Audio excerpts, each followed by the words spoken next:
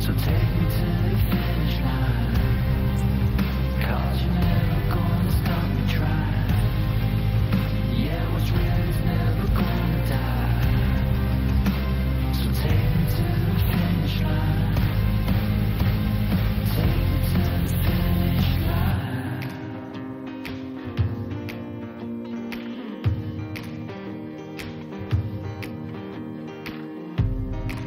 Keep on moving till we get to the top. I'll never back down, I won't ever stop.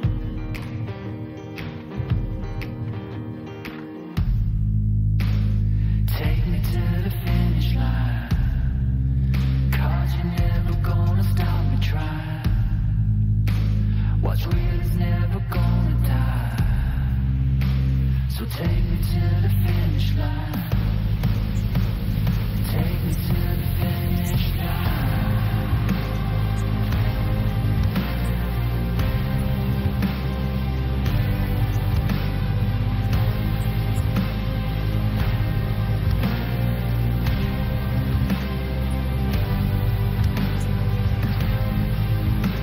So take me to the finish line, 'cause what's real is never gonna die. Yeah, you're never gonna stop me trying.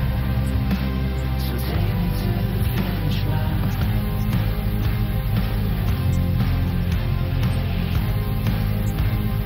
Take me to the finish line. Take me home.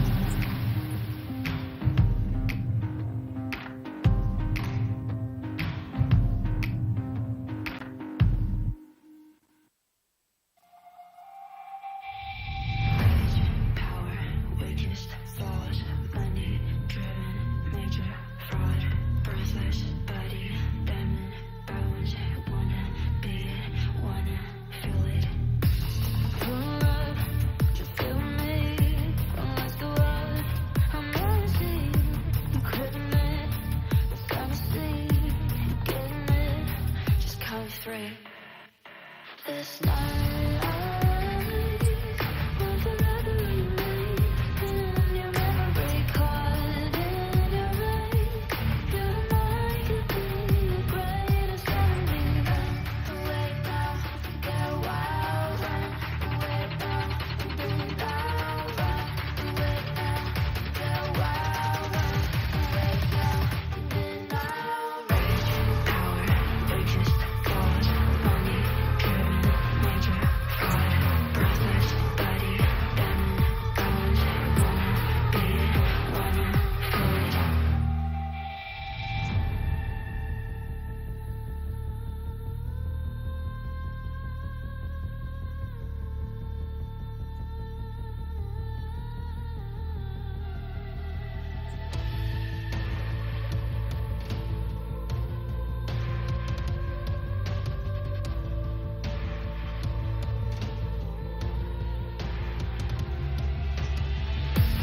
Pull up, just feel me, unless the world I'm missing, equipment, gonna see, getting it, just come free. This night, want forever remain in your memory, caught in your rays. Your mind could be the greatest enemy. Run away now, get wild. Run away now, do now. Run away now, get wild. Run away now, do now. Raging power, weakest, flawed, money, driven, major, fraud, breathless, body, diamond, bones, wanna be it, wanna feel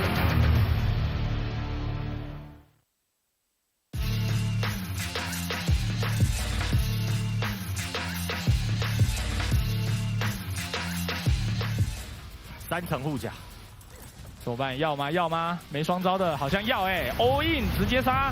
这个没有双招的，太阳圣剑只到，风舟倒地，但 Marble 也被抓，而且这里 Chris 看到过来了，设了个大局。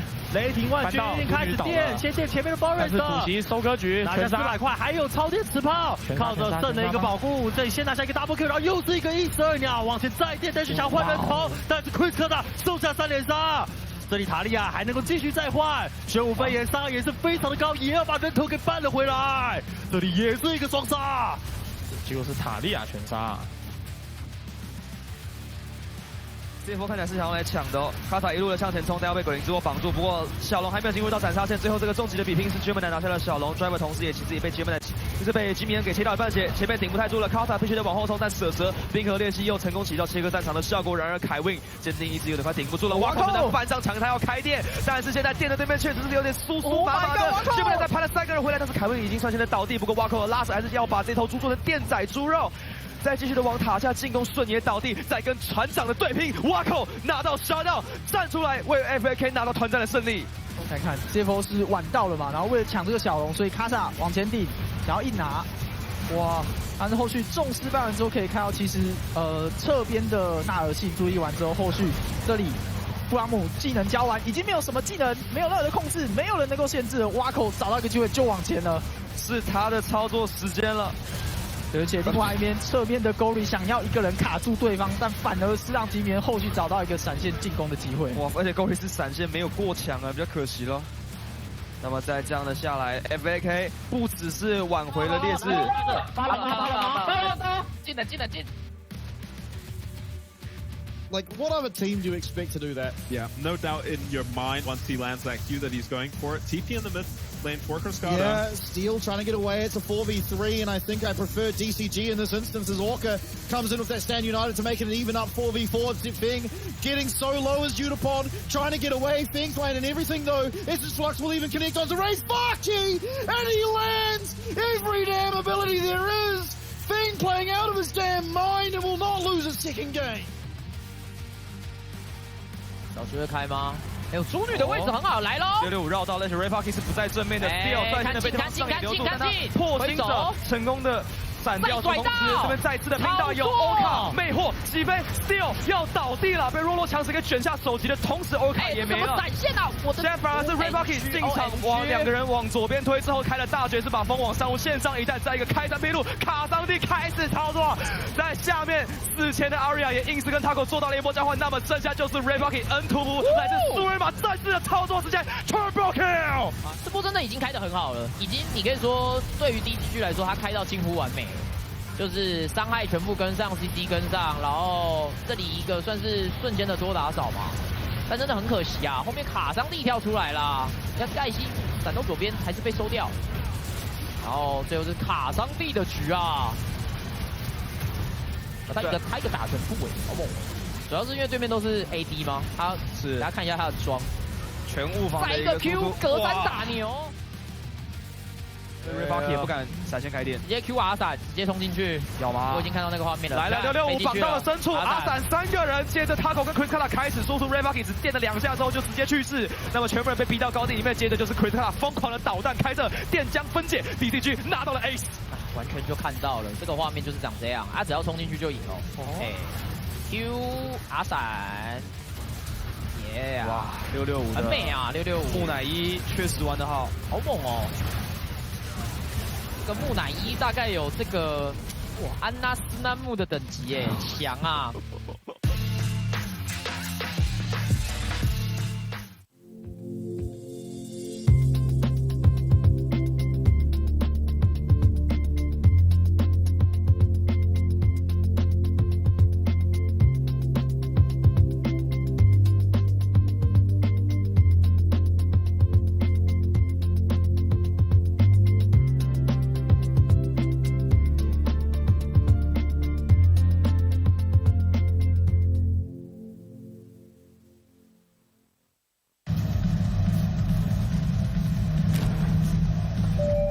旅客陈志明，华航直飞西雅图的班机即将准备登机。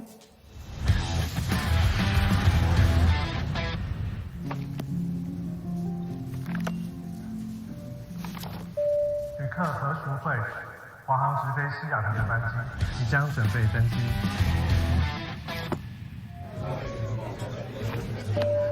China Airlines passenger Michael Chen. Your direct flight to Seattle is now ready for boarding. 华航直飞西雅图，7月14正式起航。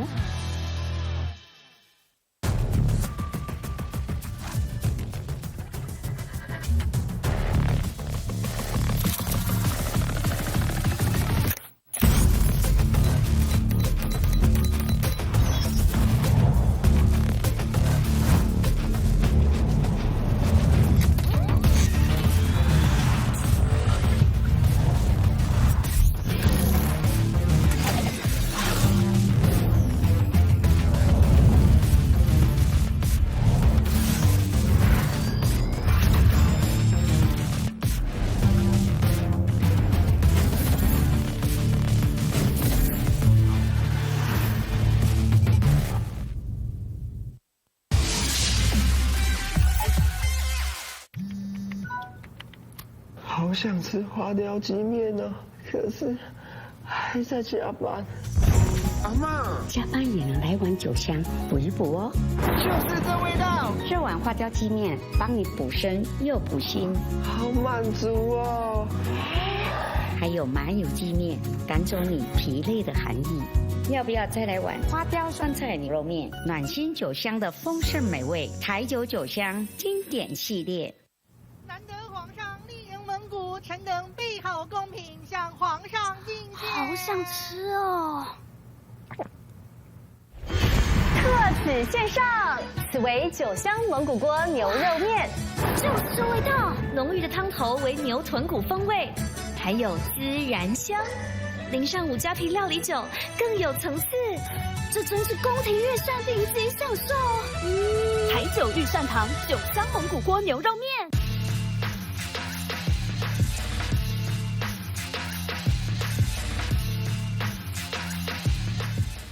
3层护甲，怎么办？要吗？要吗？没双招的，好像要all in 直接杀。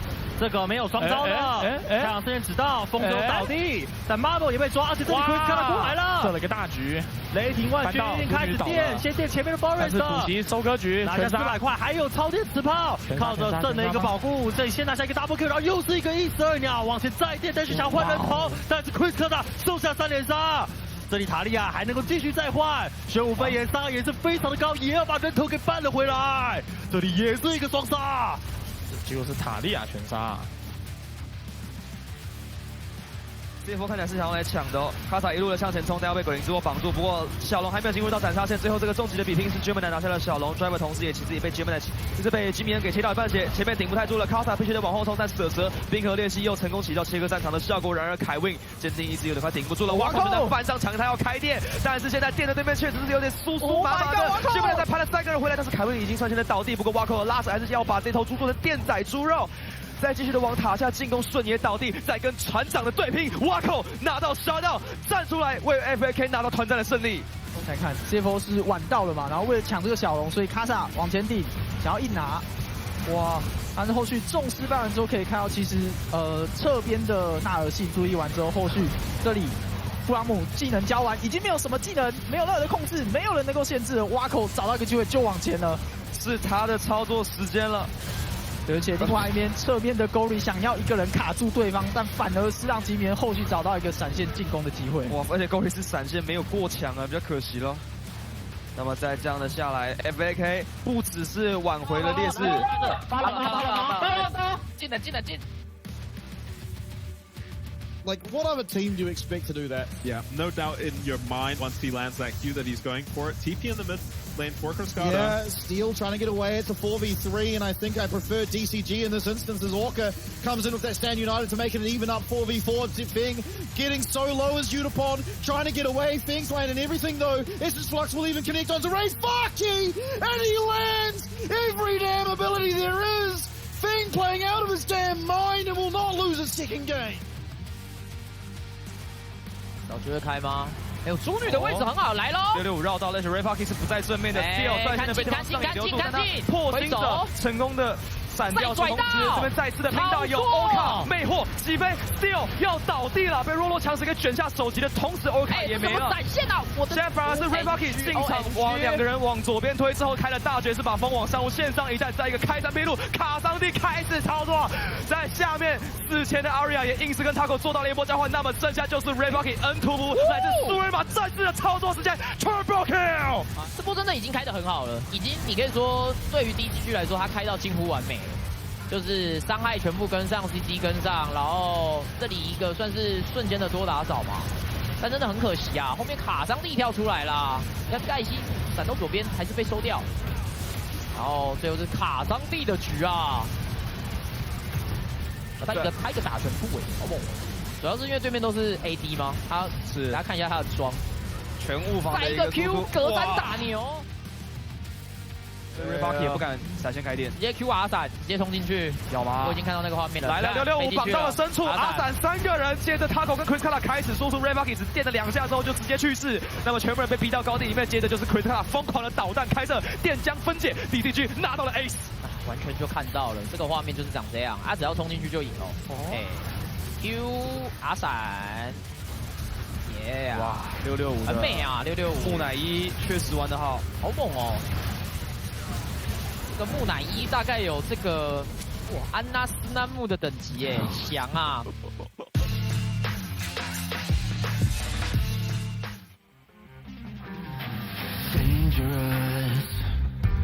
Getting dangerous. It's getting dangerous. It's getting dangerous. Getting dangerous. There's danger in your eyes. Tempting blessing in disguise. Oh, I'm falling for your lies. Welcome to paradise. There's danger in your eyes. Tempting blessing in disguise. Oh, I'm falling for your lies. Welcome to paradise. There's paradise waiting for you. It all comes soon enough.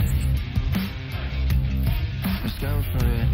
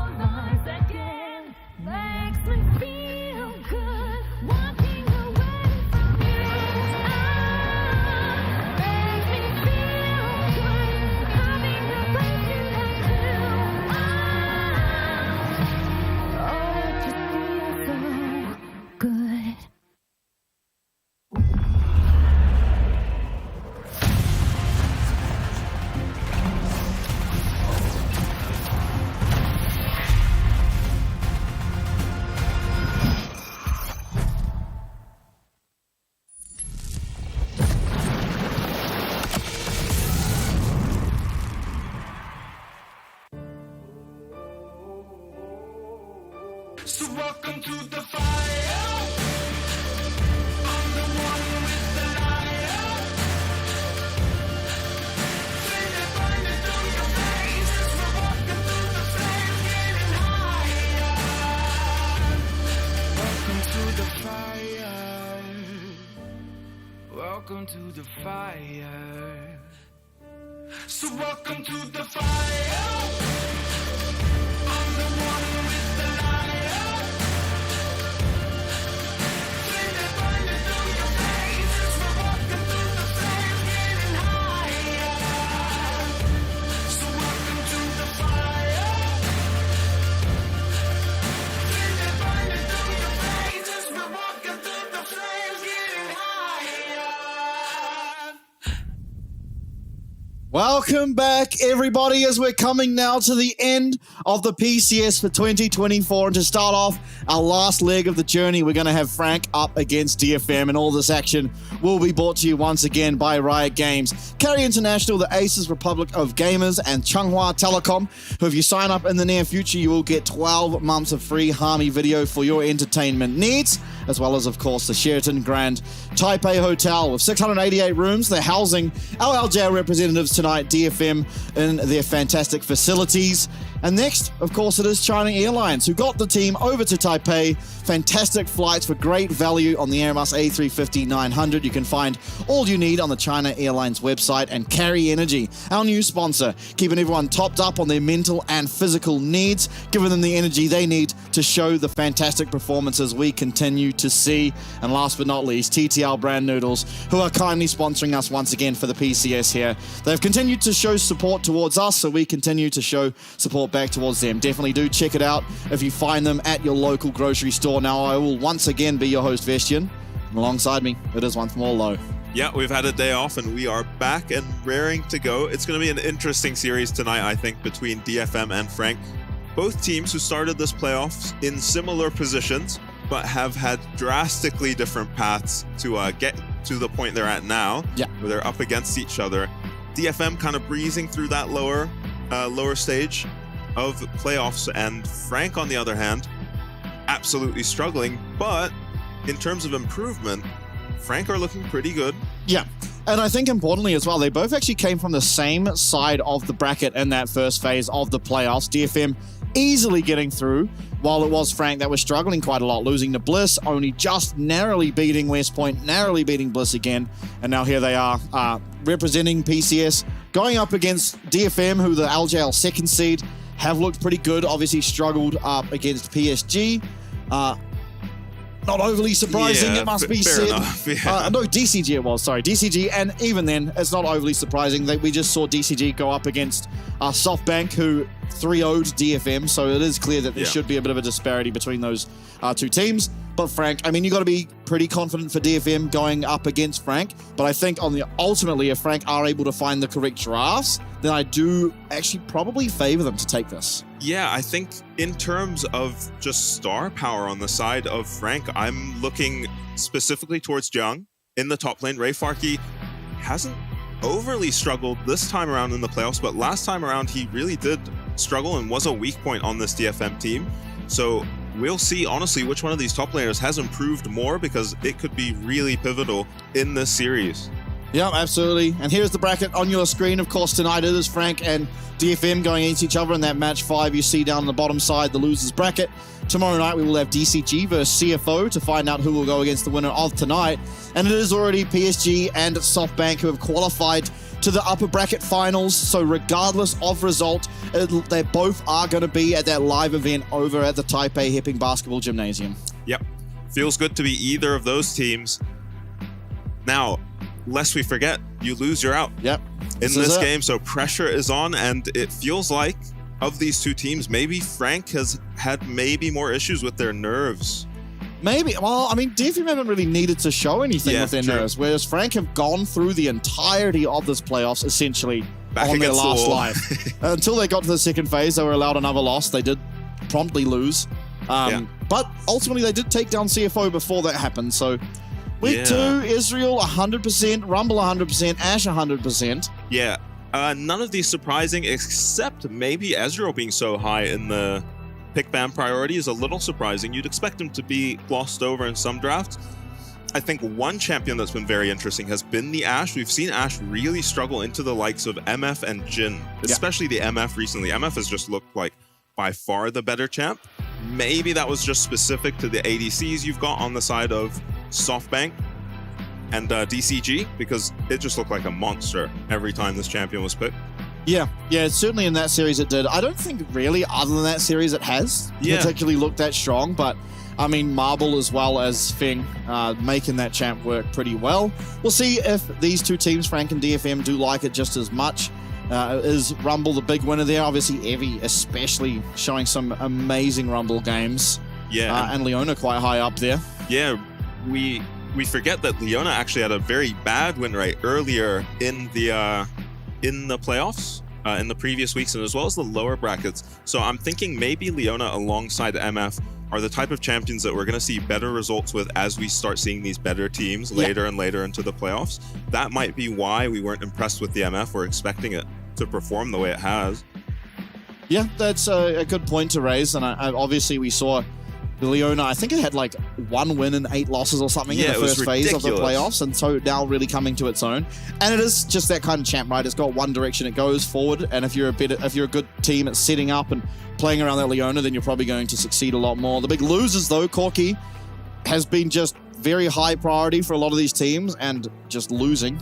Yeah, kind of. The problem with picking Corki right now is it feels like it's been around for so long that teams know how to either pick a champion that scales better than it in the Smolder, who just don't look at the Smolder win rate as I say this, or a champion that I think much more successfully, a champion that just destroys the Corki in lane, like the Lucian, like the Draven, Kalista, Caitlyn.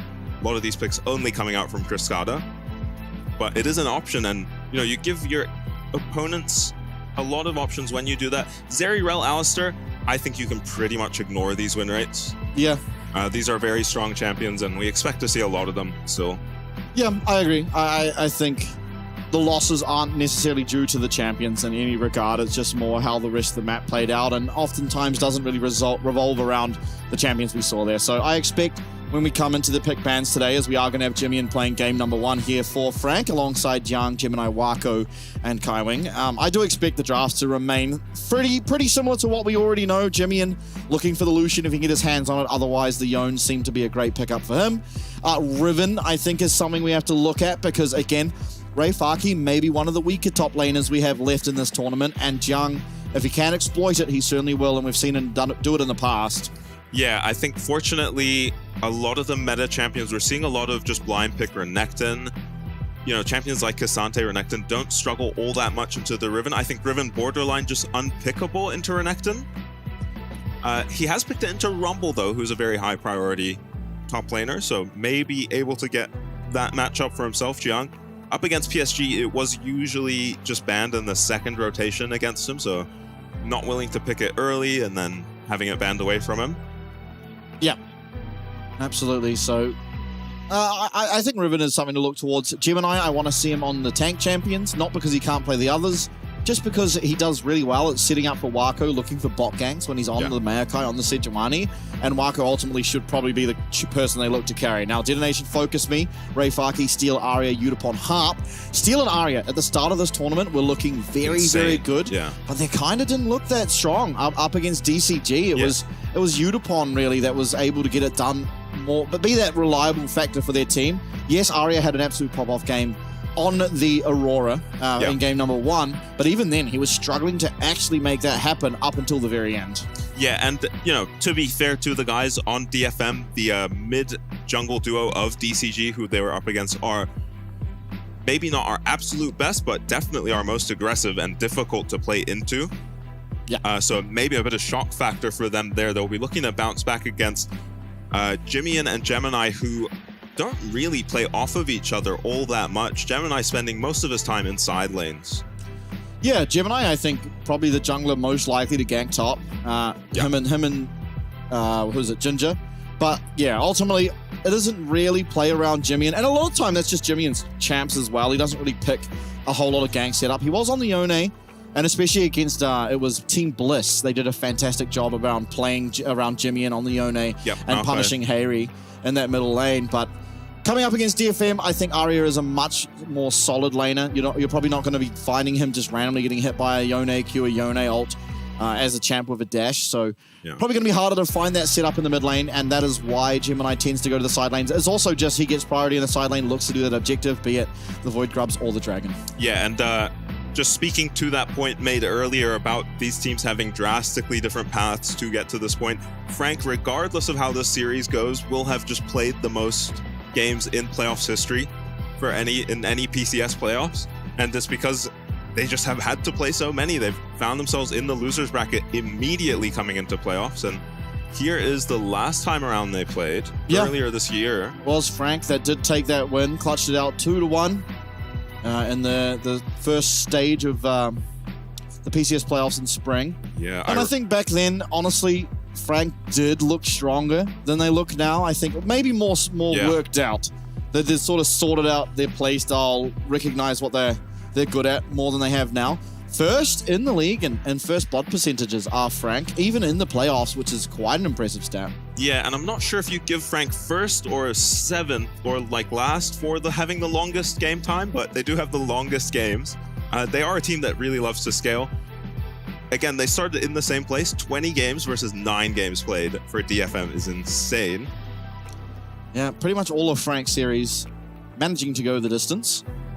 So I guess it's not too surprising, but yeah, just a massive gauntlet of a run for these guys. And if you cast your mind back to last year, some of last year, it was Jimmy and Gemini on the side of CFO starting in that last position for the PCS, making it all the way to the grand finals to go 5 games against PSG. Yeah, and so certainly mental fortitude for at least the jungler and the mid laner here on Frank. Who, again, of all the junglers left, Gemini, as you saw there, is the lowest in terms of mid proximity. So they play well together once the laning phases break. And honestly, we saw them in a few of their series, just 2-man win team fights on the Maokai-Yone combo. Yeah.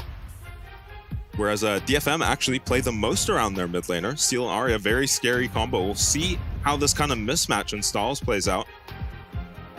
All right, Ziggs Frank, ban. yeah, okay, self-banning. Making sure Wako's not going to be on the Ziggs. Yeah, DFM banning away this Maokai from Gemini. Maybe his tank champion pool is going to be pinched here if a Sejuani ban follows this up.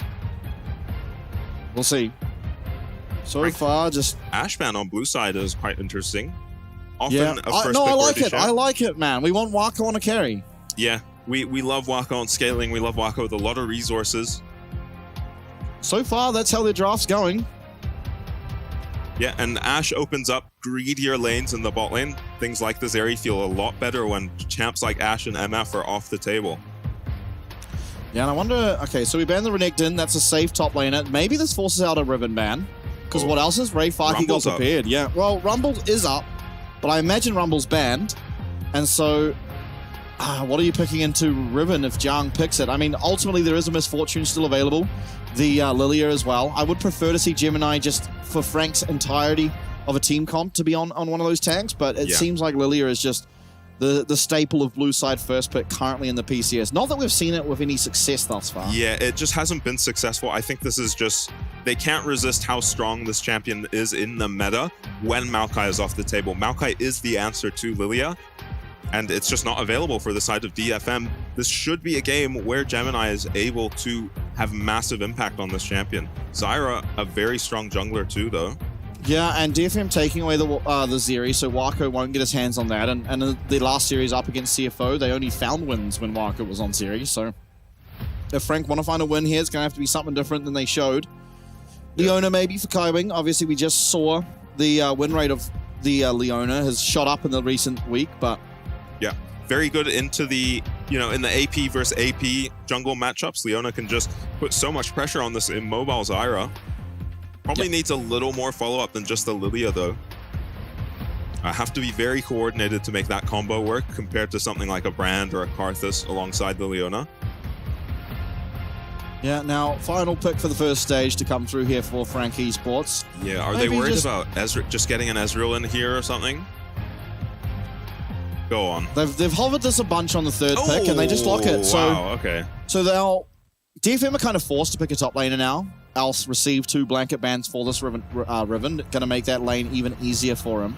But I think DFM should realize that this was an opportunity, a possibility to come through for Frank, and should have something prepared for it. The Poppy will do well into it in isolation, but can struggle a little bit more around the team fights where Riven can sort of dip and dive around the possibility of getting hit by that ultimate. Yeah, honestly, Jung will be pretty happy if he can go even in this lane. We've seen him just be a monster, taking 2v4s, 1v3s on this Riven and having massive impact.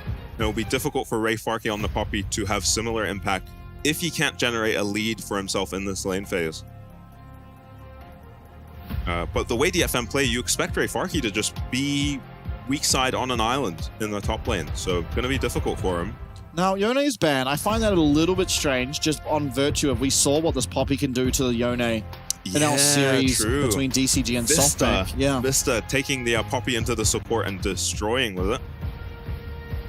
So I do think the Yone ban does strike me as a little bit odd, but either way, I mean, Jimmy has had really good performances on that champ, so I guess it removes something you know he can do well on. Smolder Bandoy, so both teams look like they want to pick Corki to me. DFM would be more willing to give up the Corki just because they have the Zeri to go into it in the mid lane. Yeah, and the Corki, 1 and 6 was he? Yeah, not performing all that well. Ezreal, nice AD carry to pick into both Zeri and Poppy. Feels pretty good to be Ezreal, so taken away by DFM. Yeah, I mean, it's shaping up to be a bit of a misfortune pick for Wako just based on what's left. Yeah, I mean, there's Leona and Lilia on his team too. MF is feeling pretty good here, but it will be DFM with first pick, yeah. Not nearly as much setup on their side for the MF, though. Yeah, just kind of the Zyra ult, which in general doesn't usually find that much CC. And Frank do ban away that misfortune, realizing the possibility. Oh yeah, good MF ban, I think. It'll be interesting to see which AD carries get locked in here. Kaisa comes to mind. Yeah, that's a good point. We'll see very shortly what DFM want to go for. I have no idea. Senna, Udapon in that, if you remember that graphic you saw in their last best of 3, it was Udapon on Senna, their only win in that series, and Udapon played a fantastic game on the Senna. A champion that at the time we weren't sure if it was really worth all the priority it was getting. Yeah, and keep in mind we are on patch 14.15, so not the recent one where Senna was turned into an enchanter. So it will almost certainly be that lethality build Senna that we often saw. Yeah, and the Senna seems fine here. You won't have too much trouble getting through the Riven with Azeri and Zyra. Should be okay. Have to worry a little bit with the Senna.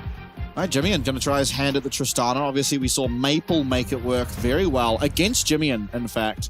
Yeah, so maybe picking up a thing or two from Maple is Jimmy, as pretty much everyone had shied away from this champion, and it was just straight up failing when we were seeing it outside of anyone but Maple's hands. Yeah, but you got to be somewhat confident in Jimmy. A lot of experience on this man. Very capable mid laner. And you know who I'm confident in? Oh, Wako on Kaisa. It's such a treat. It's such a treat to watch. Have to be a little careful against the Poppy. She can interrupt your ulti, but other than that, it should just be a good scaling lane here for Wako, unless Harp has something ridiculous to play in the bot lane. I'm expecting a Nautilus or an Orin, though. Yeah, I mean, Nautilus is what he's hovered, but I feel like Orin is just better. Just straight up a better champion than the Nautilus. Functionally in the lane, pretty much the exact same. They just insta-clear a wave. Yeah. They'll suffer for the start. Okay, so we've gone for the Tarm, and I think that is much worse than Ornn as well, but it does provide a lot of safety. It's not necessarily better than Naught, just by virtue of, Naught is kind of played more to find engage, whereas Tarm is played more to be defensive. And you can argue that you want to sort of be kiting when you have the Zeri, when you have the Zyra. But I just think functionally, what Ornn offers is a lot higher than what you get offered by a Tarm. Let me make a case for the Tahm Kench. We see usually the Zeri mid struggle against champions like Leona and the Lilia because they can't take cleanse in the mid lane. They feel forced to take TP on the Zeri. And I'm not sure about which matchups you can and can't take TP, but most mid laners have been opting for TP, which means these Leonas are just flash queuing onto these Zeris in the mid game and winning games off of it with the Tahm Kench. Not going to be an option. Udapon will have cleanse to defend himself. Yeah, well, I mean, while that's all true, I don't see why you'd have the Tarm. The Ornn, while it doesn't necessarily eat someone up, it just provides so much in those fights. The Ornn Horn, long-range engage, it can be used for disengage. Yeah, and Zyra loves the AoE CC on her team. Plus, just the items. Just the items alone, the passive you have on Ornn is just so absurd. Yeah, puts the enemy team on a sort of timer. He's such a strong scaling champ, just as a champ individually and for upgrading his teammates' item. Yeah, even the passive, right, where you get percentage extra of your resistances and whatnot is just, the whole champ, it's very bonkers. Tarm, we haven't seen it a lot recently. It does mean that this bot lane should be pretty easy to navigate for Kaiwing and Wako in particular is going to be left down there as the Kai'Sa into a solo Tarm Kench, which we've seen how much this guy can do with some gold. DFM, they have to prove that they can answer the strength of Wako's late game team fighting as we do now head into game number 1. It's the PCS 4th seed, Frank, running an absolute gauntlet to make it here to go up against the team that started on the same side of the bracket with half the amount of games. It's the LJL representative, the 2nd seed, DFM. Now it's Spellbook on the Tarm Kenches. We've got some fallback pings in the top lane. I don't think this will amount to anything. RayFarky might face check though. Yeah, look, you don't win level 1 trades against Riven. There's not many champs that do. Maybe Olaf. Wow, Gemini actually is committing to this. Jung, they all managed to get out in the one pocket of vision. Yeah. That cannot be seen. Yeah, so still no information for the side of DFM. Looks like Jimmy did eat a Zeri Q or two. Oh my lord, that's a lot of plants. Yeah, and they're all by the Raptors. Okay, so what was it? It was 1 minute... No, 2 minutes 54. Yeah, something ridiculous. 2 minutes 54 was the current speed run in terms of jungle clear in the PCS in summer. It was Ginger setting that record on Zyra. Yeah, and he hasn't been disturbed at all this time. Steel, yeah, so... I don't think we're going to see it though because we started at the Raptors. Right. And yeah, you feel like you maybe have to start Raptors against Lilia because she can so quickly just come and steal that camp. Throwing a couple Qs on it. Even if you start red, you don't end up making it to your Raptors in time. Trade's going okay for Jiang, who has prio for now. No W yet on this Poppy. Yeah, very heavy trades. Otherwise, lane's looking pretty uneventful. You'd want quite low, considering. Obviously, the center health bar does always lead you to believe it's she's pretty much dead, but... Feels like she heals her full health bar every time she pushes Q. Just has a very low HP total. Yeah. Q goes wide for Udapon, but does hit the wave with it. So it's going to be able to get shoved down here. Jung will get this crash. How weird must it feel to be someone like RayFarky, where you're going into a competitive game, tournament life on the line, and the opposing top laner has just blind picked Riven? Yeah. You know, like, I'm sure he's gone against that in solo queue a number of times, but it's a whole different barrel of fish. Yeah, it's a champion that just scales with how good the player is on it, right? Yeah. A lot of Riven 1 tricks out there, and Jung used to be one of them. Yeah, certainly has fleshed out the pull from being a one trick, but still, we've seen he's 100% win rate so far in the PCS over the course of his career on the Riven. Looking to keep it that way here in game number 1, but I mean, we never talked about it, but who are you favoring in terms of composition? I think I favor Frank just because, and it's a nameplate's on entirely. Yeah. Wako's eventually just going to be able to sit up top and free farm. Bottom. Poppy is just straight up really good into all these champs on the side of Frank, so I'm a bit worried about the damage that RayFarky can do in this game with his Poppy W. Well, I think Poppy sucks into Lilia and Kai'Sa as Kai'Sa gets items on, to be fair. She really likes itemizing one type of Yeah, she does kind of nullify your ulti if you are ever caught. Not that I'm expecting Wako to really get caught. It's Steel aggressing in the early game here onto Gemini. Yeah, just faster. Just faster on that clear. Gemini trying to get his Raptors here away from Steel. Steel looking like he might be able to pick up at least the little one. Yeah, and with... Oh, now he's going to get all of it. Here, Smite. This is Steel's camp now. Yeah, Jimmy and chunked out, forced to recall. Arya not so much, so... Feels pretty good there being able to steal that camp on Steel. It should be Gemini stealing those. As the Lilia, stronger in these early levels. Oh, okay. Hold up. Bot lane, Udapon being called out here. And that's going to be at least first blood over to Wako. Gemini now arriving in the lane. There is flash still available for Hart, but he gets caught. He gets caught up by that Zenith Blade. Now the shield is going to be popped. That Grey Health is fantastic, and he flashes away from Gemini's Q. But ultimately, first blood there for Wako in the bottom lane. I only just noticed Udapon does not have cleanse. That seems suicidal to me this game into a Leona and a Lilia. It also just takes the Tahm Kench ult away from Arya. And we'll see, he just probably, gets over aggressive, doesn't have cleanse against Leona. Just caught by a random Zenith Blade and... Yeah, in front of his minions too, so Wako can connect the W on Kai'Sa. Hart plays this really well to escape. I thought he was just dead for sure. I think Kaiwing maybe has to hold his Q there. Once he uses Q, Hart shields himself up and gets out of there. Yeah, possibly. I think either way, Hart would have either flashed and W'd and then probably doesn't get caught up. Or he does it that way where he got Q'd, so he's then allowed to use his, what is it, E? W? Yeah. Is what it is. You feel bad for Hart because he's somehow managing to maintain CS really well in this bot lane matchup. Usually we see the Tahm Kench fall behind a bit. But now there's a free kill on this Kai'Sa. He did use his flash on Wako. Yeah. Doesn't have the most amazing back for himself either. If we went back 3 years, 2 years, I can't remember now, 3 years, then Udapon probably lives there because Tahm would have been able to eat him. Yeah. Used to be a much more oppressive lane. Senna Tahm Kench when the eat was a basic ability. Yeah, on like a 20-second cooldown or something absurd.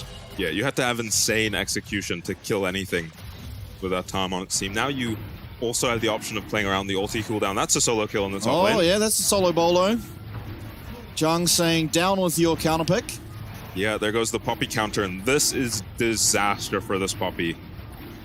All right, you have to win this lane as Poppy, and we see this so often with this Poppy pick. It's picked to counter the Jax, it's picked here to counter the Riven, it's sometimes picked to counter Cassante. I've never seen it win its lane. Yeah, I mean, we've seen it against Jung now 3 times. If you cast your mind back, it was ground 0. Okay, let's see what happens here. Jung is just queuing onto him. Ray Farkey fighting without his W up on the Poppy. Nice. Damn. There's the Riven one trick. He gets flash, W, auto, R off in a millisecond and one-shots Ray Farkey, who has his flash up, but just can't react in time to that. Arya getting jumped on here, pounced and nuzzled by Jimian. Actually manages to get the entire bomb off as Arya maybe sticks around a little too long, but still should be pretty fine there. Wako getting out of that knock-up at least, and through will come that Abyssal Voyage. It should be a kill over onto Udapon. No, it's going to be eventually Harp who does claim that, but they do manage to find that kill. Now keep your eyes peeled as down does come Gemini if he lands. Creeps. Yeah, I doesn't think it matters. Yeah, it doesn't matter. Nice little dive there by DFM as they find themselves their kill over onto the Tahm Kench and now even up that gold. Yeah, well played by Steel. He's managed to hit 6 so early into this game while Gemini was picking up the Void Grubs. He gets himself a dragon, hits level 6, and makes a play onto Wako. No summoners available for this Kai'Sa. Maybe had cleanse. Not quite sure, but yeah, well played dive by DFM. So easy to dive with a Tahm Kench. Jimian suffering a little under tower there. Tristana does ruin a lot of her own CS, and yeah, DFM now need to go lane. This is pretty common. You go lane the Senna with your top laner pretty often. Still just a melee tanky champ. Same deal as the Tahm Kench. And it's going to bail this Poppy out of a lane she might have been suffering in now. Might have been. She's down 20 CS. Jung making light work of this Poppy counter so far into the game. Yeah, and this is good to see, especially in game 1 from Jiang, right? We called this as probably the most lopsided part of this matchup in terms of individual skill. Jiang should be the much stronger player. He's a carry for his team, whereas Ray Farkey, is usually just farming up on the weak side, playing safe. Yeah, becoming more of a team fight beast, right, Ray Farkey? We even see it on the top 5 plays of last week as Cassante, when given some activation in those team fights, can get a lot of work done, and Poppy probably here to provide similar, but thinking it might stand up to the Riven in lane. Certainly hasn't looked like it does thus far. Yeah, had to just be some misplay to be that far up without his W. Yeah, going for a different build than Tien, not with the Tear of the Goddess. Yeah, I think once you die at level 6 like that on the Poppy, it feels like you're griefing your team if you go for the Tear at that point. Well, looking for another dive down on this bot side. Wako will have flash available. Abyssal Voyage does go wide, and with that, this should be completely fine for Frank. Yeah. Nice sidestep there on that engage tool. Yeah, worth fishing there, I think, for Steel. I don't think he gave up any camps there. All his camps are dead, so run bot, see if you land the Abyssal Voyage. Rayfarki. Well, ultimate is available here for Yijiang, as Rayfarki almost certainly just has to take it back. Otherwise, is at risk of being dove. No, he doesn't have teleport. Stays. He should not be at risk of getting dove. Realistically, on the Poppy, it should just be suicide to go on him as a Riven. Under tower, especially. So I think he's okay. Just needs to make sure his HP total is alright. And credit to Rayfarki, he's had the lane just sitting here the entire game. Every time Riven trades, she has to hit the wave to hit the Poppy. So Rayfarki using that to his advantage up against the Riven and having the lane very comfy. If Jung gets aggressive, could just be flashed on by the Zyra. I think he realizes what's going on, realizes that he's on the weak side of the map as Bowling Ball connects on the Udapon. That's going to take the Devour away from Harp. No longer with that safety tool there. Yeah. Harp happy to trade his ulti for the Leona Solar Flare. Can't really wait for the Lilia ult to come out, so Gemini does get to hold on to his ulti after this gank, and Steel is up 7 camps if you look at the jungle items. Yeah, it's not 7 camps. Oh, sorry, you start getting 2, yeah. You start getting 2 later. 2 or even 3 sometimes, thanks to those yummy treats. But very ahead on his jungle items, so might be trouble for this dragon that's up in 30 seconds. Yeah, we saw 665 trying to steal a jungle in our series on Sunday, whilst there was a completed smite versus a non-complete smite, and it's pretty trivial to be able to win that smite at that stage, although Gemini has done more ridiculous smites in his life. Yeah, usually has a Maokai Q to help him out too. Udapon 6 now, good timing for this Void Grub fight. Oh, Timian, he's not going to get hit. You have to be careful here if you're DFM because you don't have the Devour on the Tahm Kench. He is just a walking punching bag. Yeah, but ultimately this whole time you're getting these Void Grubs, sure, but Wako's just free farming down on the bottom lane. Yeah, Arya's on his way down here, but he's in for a very rude awakening as he will try to walk into this lane. No cleanse available for him. Yeah, is going to go check this bush. Won't spot out anything necessarily yet, but realizing that there's not really any true way he can walk up to this wave. It's going to be now 3 plates on this bottom tower taken away. Gobbled up there by the Frank AD carry and Wako, who is going to be very scary as this game keeps progressing forwards. Yeah. Does miss his W on that last creep there, but is very fed. Has a kill for himself. Does have that 1 death, but it's just going to be more of this is the problem. As DFM hitting the dragon now, and Frank have just recalled, so they're willing to give up objectives on both sides of the map to give Wako that gold in the bot lane. He's finished his Kraken Slayer now. I personally prefer this over the Static Shiv, but Kraken Slayer has been nerfed for these ranged champions, and we've seen a lot more Blade of the Ruin King. Yeah. It's interesting that he's gone for the Kraken, maybe just to get through those massive health bars in the Poppy and Tahm Kench, of course. Yeah, Blade finish now for both mid laners, and Sunder or for Jiang. I thought he might go for something like a Black Cleaver in this lane. This is going to make him pretty impossible to kill, though. The healing you get from that item. Poppy not with the burst really to take him down. And Jung actually pretty much coming out on even in those trades, even when getting grounded by that steadfast presence. So yeah, has this item finished. You kind of expect it. Rayfarki not going for tabbies is kind of interesting. I thought Riven doing so much of her damage on those autos might incentivize an early tabbies purchase. Jimmy, and I'm gonna read Harp like a book here and jump out, taking 0 damage. Nice dodging. So Wako's now laning against Arya, is 2 levels down, but I don't think the Zeri's gonna give them any trouble. So Arya is very farmed. Yeah, these mid laners pretty much just playing 1v1 the whole time. Briefly interacting with each other, but not all that much. And has just led to both of them getting an immense amount of CS in comparison to the rest of the map. Now, Jiang not too far behind them either. Yeah. And with that extra kill, is going to feel extremely good on the Riven. Abyssal Voyage used down bot again. Harp has to play really aggressive because he's a Tahm Kench against a Tristana with a 20% HP turret. He's going to give up First Blood Tower if he lets Jimmy and get anywhere near it. Flash and Kaiwing and find their way onto Steel. There's no way for this Zyra to live. I mean, Harp down in the bottom lane, and Kaiwing now probably going to go down. It's a 1-for-1 trade in the mid lane. But just confusion as to the aggression there, as to why we're playing so far up as DFM when we've got a split pushing Tahm. Yeah, underestimating the just how good this Leona is into the Zyra. You see it there. Any angle, Kaiwing will snap engage onto Yutapon getting looked at here. Will be a reset of that rocket jump and a massive amount of damage coming out of Jimian. Does get hit by that tongue lash. I'm not sure Harp wants to be here as he ends up under that tower and taking a sizable chunk of his health as the repercussion. Now, obviously, it was a 1-for-1 trade, but it's going to be Frank that come out on top. Reason being, Leona dying is much less impactful than the Zyra. Zyra also lost Flash here. Yeah, you're fine with this being a one-way trip on Kaiwing. I'm surprised he went down even, but just so much damage from these carries alongside the Zyra. Well played by Steel to even get his spells off there. The Flash helping him out. He ends up flashing out of the Leona ulti coming from Kaiwing, but yeah, kill picked up for Wako, kill picked up for Arya. The gold is going where you want it on either team. Yeah, absolutely is. But again, this is now the next 5 minutes of this game where Steel kind of can't play aggressively because he's just going to be at constant threat of being dove. Solar Flare, yeah. You just eat a Leona ulti, you're insta-dead on the Zyra. Rolling ball. Not going to hit anything but a couple minions. And going to be DFM starting up this Rift Herald. Yeah, Jiang still sitting in their bot lane alongside Arya. They do both have access to that teleport spell if they so choose to come and join the rest of their teams, but it doesn't look like they need to.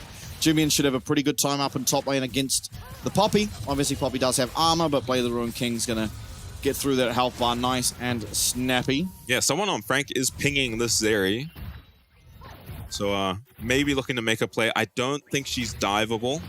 Even without barrier for the Riven, the tabbies should be enough for Arya to survive under his tower. Yeah, and now DFM, DFM have the control over this topside river. It is just one solar flare that could sort of topple the Empire down. Harp is here, though. Steel does not have access to that flash. It could cost the ult, and then Yutapon becomes a lot more vulnerable.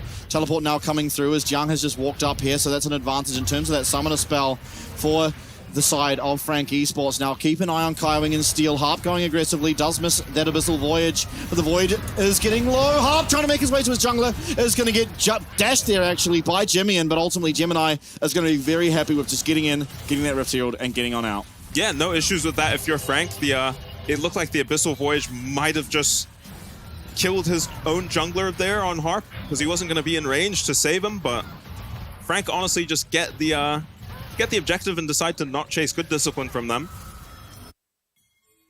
As Jimian's going to get some alone time with this top lane turret. Alone time, he's going to completely annihilate that top lane tower. Yeah, it doesn't look like he'll get it on this wave. No one's coming, though. They're just sacking it. He didn't even use his Q yet. This should just go down. Helped out by those 3 Void Grubs. Be able to push this one more wave and then recall pretty happily. It was actually the first tower. So Jimian going to be jumping ahead in gold just by a little bit there after that. Yeah, massive injection of gold for this Tristana.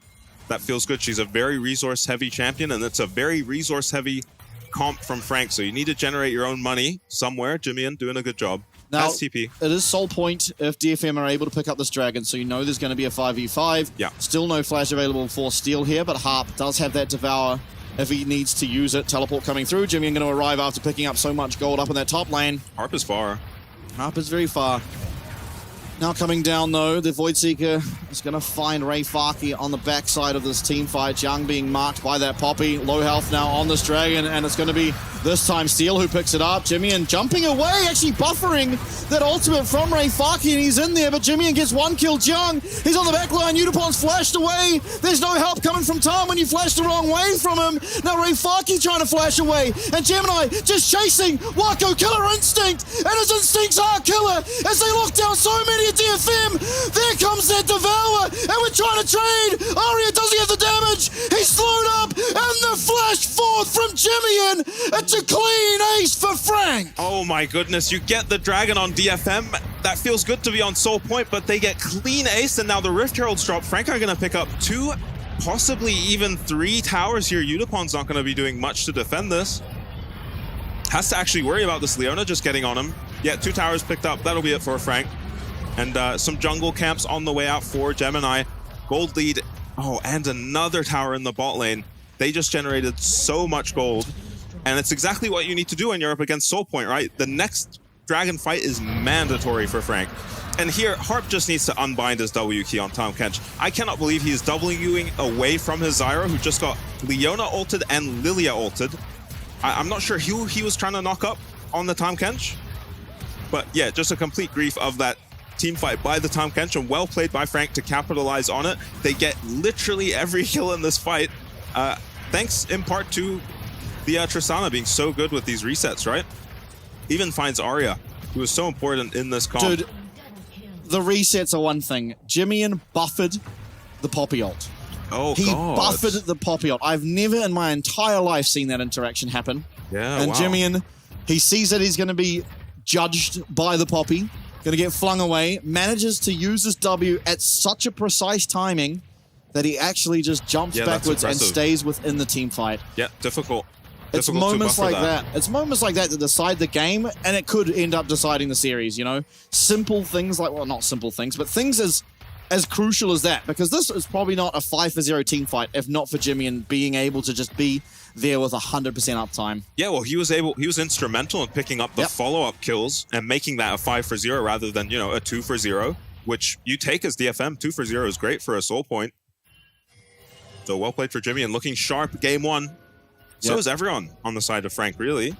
Yeah, I completely agree. Now, they are up, what is this, 8.5k gold? Very, or not quite, but, you know, 8k gold almost. As they are, pushing forward. Pings onto the Baron now. Jung, no teleports, but he is just going to start running up there. Frank are on this. They do this so quickly. They don't even need Wako yet. Yeah, but Wako is headed up there, and he's going to beat anyone on the side of DFM for arriving at this objective. 7k HP. It is half HP to steal. Can he get in there? Lusting Lullaby could just come down. Yes, it will. Not going to be able to get out. And Steel, he does have flash. He can get out of this pit if he needs to. So come the Strangle Forms, and Gemini does have access to that golden stasis, and Wako just going to be able to take down FAK pretty clearly. Jung now on the backside. Steel flashing out of that pit finally at long last, but Harp has been left there, and he doesn't want to be there at all. Void Seeker does connect. Will Wako go in once more? It doesn't seem like he will. Yeah, DFM just caught off guard, late to the play, and Frank recognizing that the moment this Tahm Kench gobbles up the Zyra, there's actually about a second delay as Arya looks dead to me. Yeah, Xenoblade connects. In comes Wako, making that pretty trivial. And Jimmy is just 1v2ing up here. Udapon's going to get out. Can Steel land one ability to take down this Trist? Maybe can. Yes, the burn will be good, but Udapon now being chased down, and I don't think the center is anywhere near as quick as the Lilia. Yeah, nice W from Wako to connect to help finish off that kill. Yeah, while the Zyra's in the Tahm Kench's mouth, she can't jump out for a second. They finish the Baron very clean from Frank, and they do end up losing a member now. That is the first death they've given up in almost 10 minutes, I think. A long, long time. Yeah, so clean in the mid game. Inhib picked up mid while this is all happening. I think we may have been to the Temple between their last series and now. Yeah, for sure. Temple diff. Yeah, watch, the Tahm Kench ulti comes out here and they just nuke it. He can't actually get out in time. There's a cooldown before you can hop out. FAK kind of stuck in the pit here without his flash. Decides to just send it into the enemy team. But when that happens, there's no one to really zone off this Riven. And these carries on the side of DFM cannot commit to this fight with a Riven threatening them. Yeah, and what is perplexing me in this game is we've picked Tahm as our center pairing, right? Which is really good at playing defensively. Yeah. But all we've used the Tahm for it's really is forward. Accelerating our loss. Yeah. Essentially is what has happened. And that just makes you wonder why was it not an Ornn? Because all he's trying to do is engage fights, engage plays. Ornn does that 10 times better than Tahm. Yeah, or even Nautilus. And we also picked the Tahm, so we tricked ourselves into not taking cleanse on the Senna. Means we give up a kill early on. And these are just mistakes you can't make against a team like Frank. They're too good. There was already a lot of pressure on DFM from the early game. Jung winning his lane. Jimmy always applying pressure in the mid lane. Frank winning their lane in the 2v2. Yeah, 2 levels up is Jung over FAK. 3 actually as he just hits over to level 16. And a 2-man Solar Flare is going to connect. Harp though is able to get out of that instance and go forward once again with that Abyssal Voyage. Now this Inhibitor Tower looking like it's going to be taken out, but maybe one more wave is going to get cleared, and no Solar Flare now makes it pretty hard for the side of Frank to truly aggress onto this tower. But who is going to be able to clear the super minion? No one at the moment. There's 7 seconds left until that is gone away. Yeah, so far they're holding on to this tower, but just a second of uptime for Jimmy and or Wako on the spot tier 3. And Carving walking forward, through comes that Lightning Crash. Arya trying to play aggressively, is going to get gobbled up. The Devour now down on this time Kench, but Arya is still able to play aggressively because he did not lose too much HP. Wako getting very low, maybe just time for Frank to back off, not risk giving over this soul and head on to that dragon. Yeah, good damage from Arya, backs Frank off the tower. That fight maybe looks better if they can burn a cooldown or two before using the Tahm Kench ulti, but really it's just the damage coming back from these carries that forces it out, and because of that the fight ends up dissipating. Frank happy to just pick up a dragon here. Though honestly they didn't make all that much progress with the Baron. They kind of got the inhib mid on the same play they got the Baron, and for now DFM surprisingly hold 12k to gold down. Yeah, now importantly this inhib is going to be down until essentially the same timer as Baron. Yeah.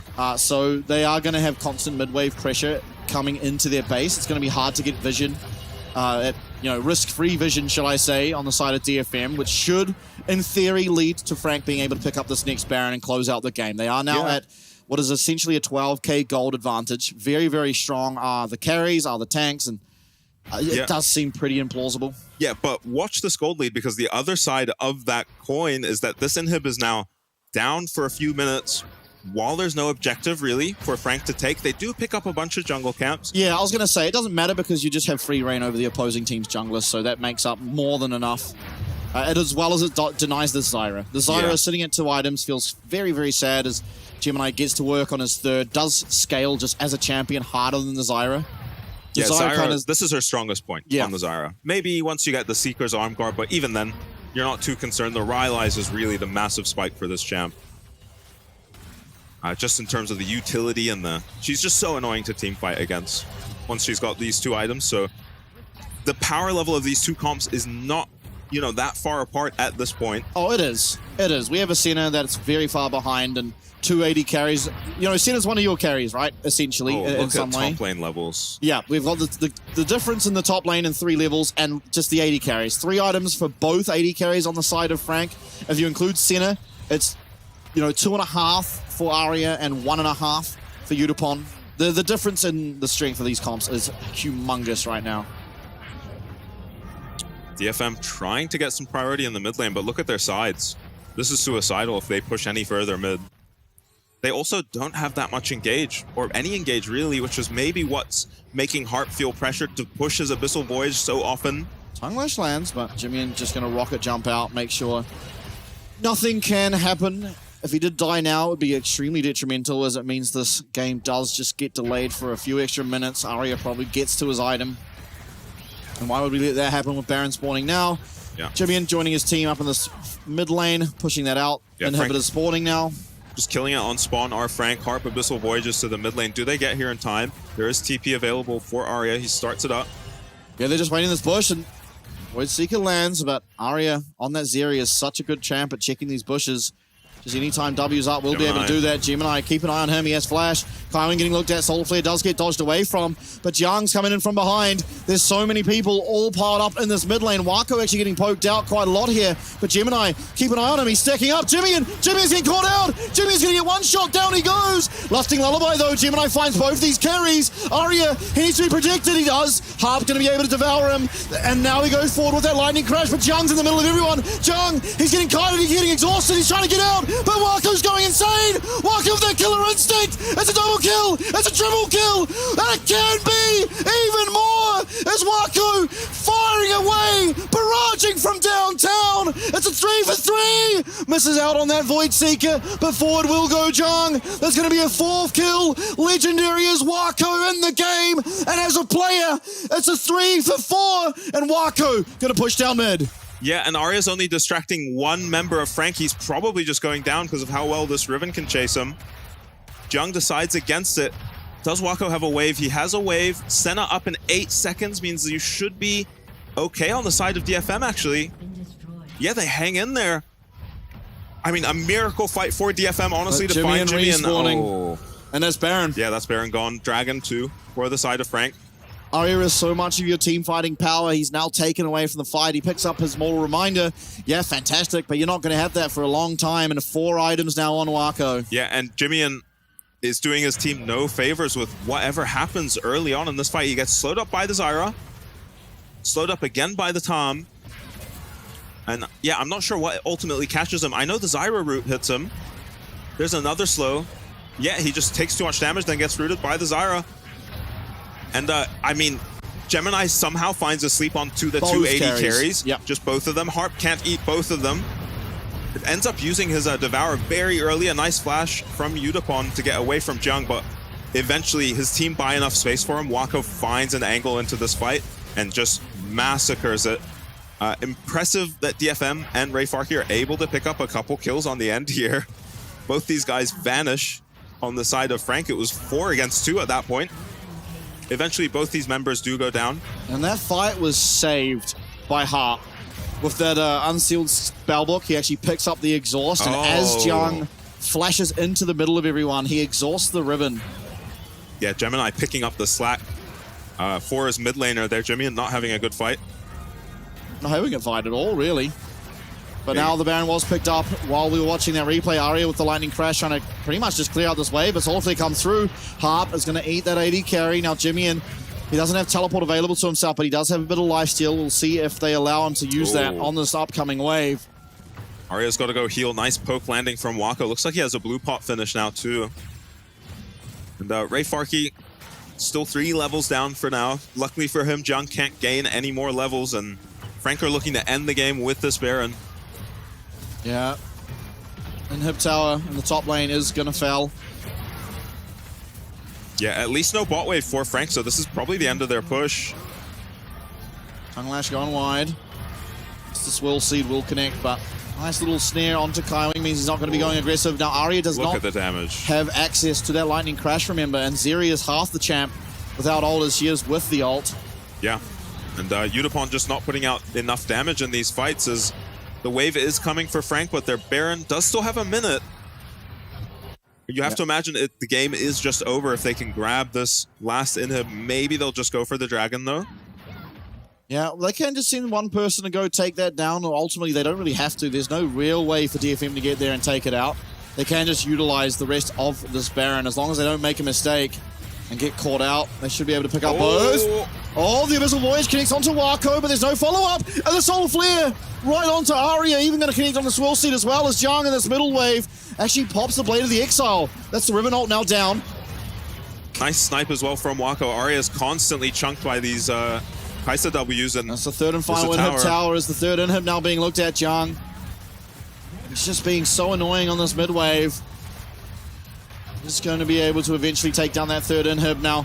The Nexus is all that stands. These towers, the only thing between Frank and taking game number 1, but DFM, they're mounting a fantastic defense. Arya now does have his ult back available to himself. Harp as well with ult back. Every ult back, but where forward we go. We found our way onto these carries, but Jimmy manages to flash out as the Stranglethorn's used entirely to try and deny any forward engage. As Arya with that lightning crash going forward. Jung is clipped on the end of the W. Not able to find the damage hit off Frank, and they're getting chased down. Jimmy does have jump away. The cleanse here from Wako to get rid of any slows, and it seems like we made our way out. Maybe Kaiwing gonna have to give himself up. No, he has flash available. These W's landing those Void Seekers constantly, but yeah, they should be able to. All of these super minions on the Nexus. It's DFM who have to play on the back foot. They have to defend. Yeah, so no opportunity. If they got maybe a kill there on DFM, they could look at maybe doing the dragon, but with an open Nexus would have been scary. Now 10-1 is Wako on the Kai'Sa. What a performance from him. Yeah, I don't know why we haven't seen him on the Kai'Sa until now. Yeah. We saw him, I think their very first games of the split even. We saw Wako playing the Kai'Sa and just so good at it. Omega smurfing on it. Yeah. Zhonya is finished now, has his flash up still. Frank gonna pick up Dragon. Dragon not a win con this game. They can probably just walk it down mid. Yeah, taking Dragon just so DFM don't get the opportunity to in the next 5 minutes in case they make a mistake. But now this mid lane is going to respawn. It's not going to be double super minions, so Frank are going to want to take that one down. Pretty nice for the side of DFM that all of these inhibs are staggered. It means that they don't have to deal with the triple for so long. Harp going to get looked at. Kaiwing finds his way there onto the Time Kench, and a lot of damage come through. Even the Void Seeker connecting. Yutapon out of position is going to get eaten up. That's a Devour now gone down, and Jung, he's trying to find his way. It's a team fight! Talking about team fight! Gemini finds the sleep of a lifetime! Down goes everyone, and Frank Esports are going to take game number 1. Yeah, Jimmy had some fantastic Gemini, sorry, had some fantastic team fights there and ends it with another massive sleep on this Lilia, always playing patiently around the Tahm Kench. Devour, making this pick look first pick worthy. This is a much better look. Yeah. On this champion than he had up against PSG in their previous series. Yeah, I think possibly the best Lilia we've seen so far. Yeah, just honestly. carried the fight. Yeah, every single fight was just well played by him. Even when it looked like he was caught out, he had access to the status, used it, baited out a bunch of abilities, and managed to get away with Flash. In that last fight, flashing, finding a 4-man sleep, saving that mid-game team fight by finding a sleep onto both the carries. I mean, what a performance from this guy. What a performance from Marco. And just what a performance from Frank in general. I think really hard to point out any point of the game that there was a mistake other than Jimian getting caught one singular time, which is okay considering how flawless the rest of the game was. Yeah, and it's kind of difficult to find a member of Frank who was outperformed by their opponent. Yeah. Maybe Jimian in some of those fights was just getting caught, especially in that mid fight. Just one fight. Yeah. And considering that was a fight after he managed to buffer a Poppy ult to get a 5-0 clean ace, it's like, oh, I can allow one mistake. It's not the end of the world. And that's the good thing about, you know, what he was able to do by buffering that, get that 5-0 clean ace, put them so far ahead that he was allowed to have one mistake later on, and it didn't really have too big of repercussions for the side of Frank Esports. And I think pretty clear favorites now going ahead because this was just so damn clean. But every other series we've seen, it's like, wow, what a clean performance. It never ends Lest up. we forget. The cleaner game one is, the longer the series is likely to be, is what I'm coming to learn. Yeah, lest we forget, SoftBank DCG, the cleanest game one we've maybe seen all playoffs. Yeah, maybe 5-game. Frank versus Bliss the first time they went up against each other. That was like 15-0 or something. That was hard to get cleaner than that, but yeah, I'm not sure. DFM, the draft. Yeah, I don't know about the Tahm. Yeah. I don't know about the Tahm. You found yourself behind in that game as DFM with 0 engage between the Poppy and the Tahm Kench. Neither pick did its role. Neither pick fulfilled its job. And not much wave clear either. Like, yes, you have the Zeri, but that is all you have, and there's nothing else that can wave clear. And so as long as, you know, you've got Jimian in one lane, you've got Jiang in one lane, and then you've got the 3 members in the other lane, you don't have enough champs to be able to clear that, and then you just have no engage either. So what really is your comp doing? It didn't seem like it did anything. Yeah, Harp was just trying to spam W's forward, and yeah, once you think about how abysmal their engages, you kind of realize why he's doing it, but there were fights there where he was just abandoning his backline as they got caught, so that's not the Tahm Kench doing his job. It was this fight exactly. Watch Jimian. He just, you can't even see it. It's on off screen. Yeah, it happens off screen. Unfortunately, Gemini with a nice Zhonya's here, and then Wako and Jiang can just run through this fight. Jiang got past Ray Farkey. Once he gets past the Poppy, he can just rampage through this team in a way that Poppy just straight up can't. Now Arya picked up here nicely by Jimian on the end of this play. What was that W going? Yeah, picking an interesting direction. Maybe they kill Kaiwing if that goes through, but it looks funny. Wako, to no one's true surprise, doing the most damage. Yeah, great game from him. Between him and Gemini for MVP, Kaiwing also had a great game. Yeah, it's probably Wako. I mean, just played out of his mind. Even that team fight there, finding the perfect time to pull that trigger. Yeah, in to every go fight. forward. Yeah, in every fight, he was timing the Kai'Sa ultis really well. Also, Quadra in that very back and forward fight, even in the mid lane. Yeah, and in the standoffs where Arya looked like he was maybe able to clear the waves or get some damage out, Wako would just find him with a couple of Void Seekers on the back end and force him back into base. And Arya was this entire team, really. He has a Zyra to back him up in terms of damage, and a Tahm Kench to devour him, but that's it. Well, Steel and Unipon of 100% KP, but I think they only got like 5 kills or something like that. I can't remember exactly. Yeah. A couple dives worked out for them in the early game, and then just team fights from then on. Wako across the board. Yep. Just classic Jungler taking that most damage taken per death. I think only dying once, maybe, did Gemini. Same as Wako. Yeah. Okay, Wako going to get it. 100% KP, as I said, for Unipon, but yeah, 17 KDA, only the 1 death there on the Kai'Sa, and just finding gold constantly, finding damage constantly, and just a really well-played game, honestly, from Wako. Yeah, that ulti in that mid lane fight, where he ults, you know, up behind 3 people. He's lost his mid laner to start that fight. Yeah. Had to perform as a solo ADC. Certainly did. And I think so far, you know, being us watching Frank all year long, this is a good sign. This is a good sign. This is a good sign for the drafting. We've picked him in game number 1, something that can just click at people and outplay them. Oh, I didn't even realize he started this fight on half HP on the Kai'Sa. Immediately gets the Devour out of the Tahm Kench there, pressuring onto Arya, and then he finds his angle here while Jiang is engaging, while Gemini is distracting them, finishes off these kills, and sets up his team up with the win. Yeah, well, pretty clear cut from here. I was so surprised that DFM were able to turn this around, but it's just... Yeah, so much damage from Gemini the Poppy. and Kaiwing just got clapped. Yeah, both probably using their dashes into the Poppy W alongside a W from the Zeri. Damn, imagine if FAK made it out there by headbutting the wolf that randomly got aggroed by I don't even know what, but that would have been pretty cool. I don't know, but that would have been cool. Imagine it. Just manages to get out because the wolves are just sprinting at you from the jungle camp. Wasn't able to, and neither was Arya. Ended up getting picked up, I believe, by Jimian, who teleported in the bot lane. And yeah, they got a lot off. They got a lot off all these team fights. It was very cleanly played by FAK Esports. But we're going to go to a break. When we're back, see if the LJL representatives DFM can bounce back. 往前打吧，往前打吧，真的。没吃了，真的，往前，喂，大哥，有点没闪，喂，先杀波比，没事。吉米为什么不踢？为什么不听我的话？你那个不踢让我们很尴尬。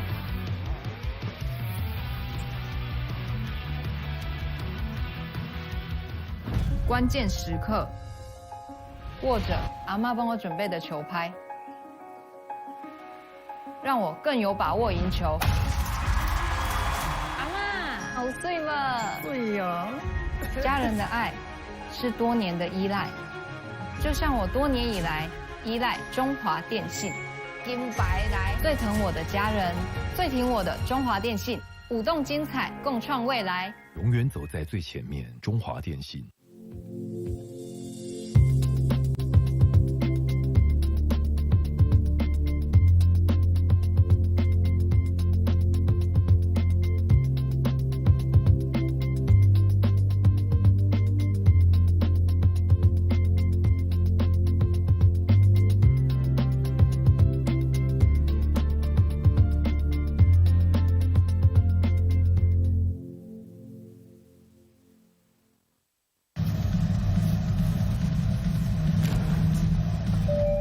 旅客陈志明，华航直飞西雅图的班机即将准备登机。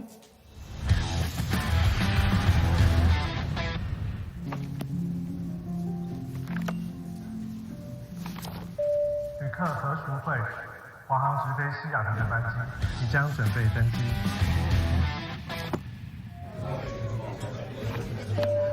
China Airlines passenger Michael Chen, your direct flight to Seattle is now ready for boarding.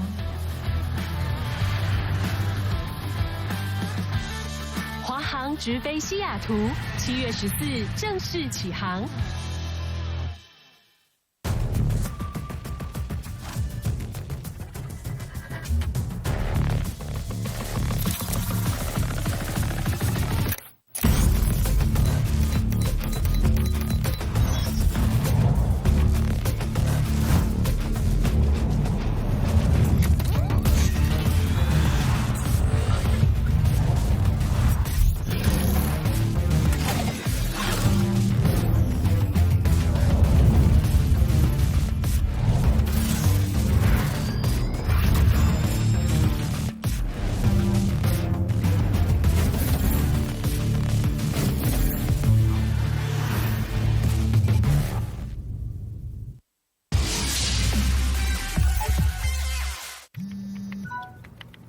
好想吃花雕鸡面哦，可是还在加班。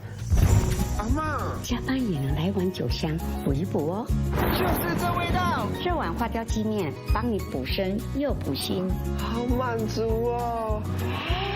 还有麻油鸡面赶走你疲累的寒意。要不要再来碗花雕酸菜牛肉面？暖心酒香的丰盛美味，台酒酒香经典系列。 难得皇上莅迎蒙古，臣等备好贡品向皇上进献。好想吃哦！特此献上，此为酒香蒙古锅牛肉面，就是这味道，浓郁的汤头为牛臀骨风味，还有孜然香，淋上五加皮料理酒更有层次。这真是宫廷御膳顶级享受。台酒御膳堂酒香蒙古锅牛肉面。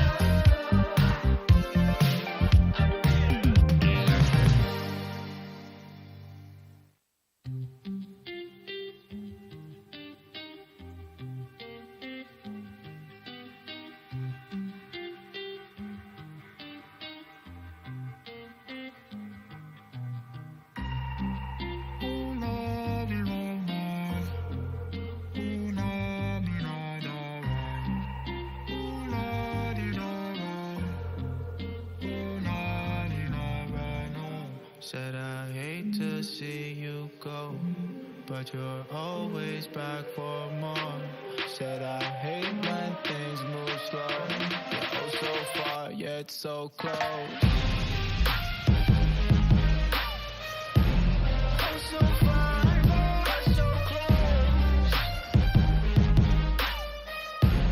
Oh so far but so close. Oh so far but so close. Oh so far. Oh lovely woman. Oh na mi na da right. Oh la di da right. Oh la di da right. Oh. Is this hello paradise? I can't decide. Show me the light, show me a sign. Said I hate to see you go, but you're always back for more. Said I hate when things move slow. You're oh so far yet so close. Oh so far but so close. Oh so far but so close. Oh so far but so close. Oh so far. Oh lovely woman. Oh na di na da right. Oh la di da right.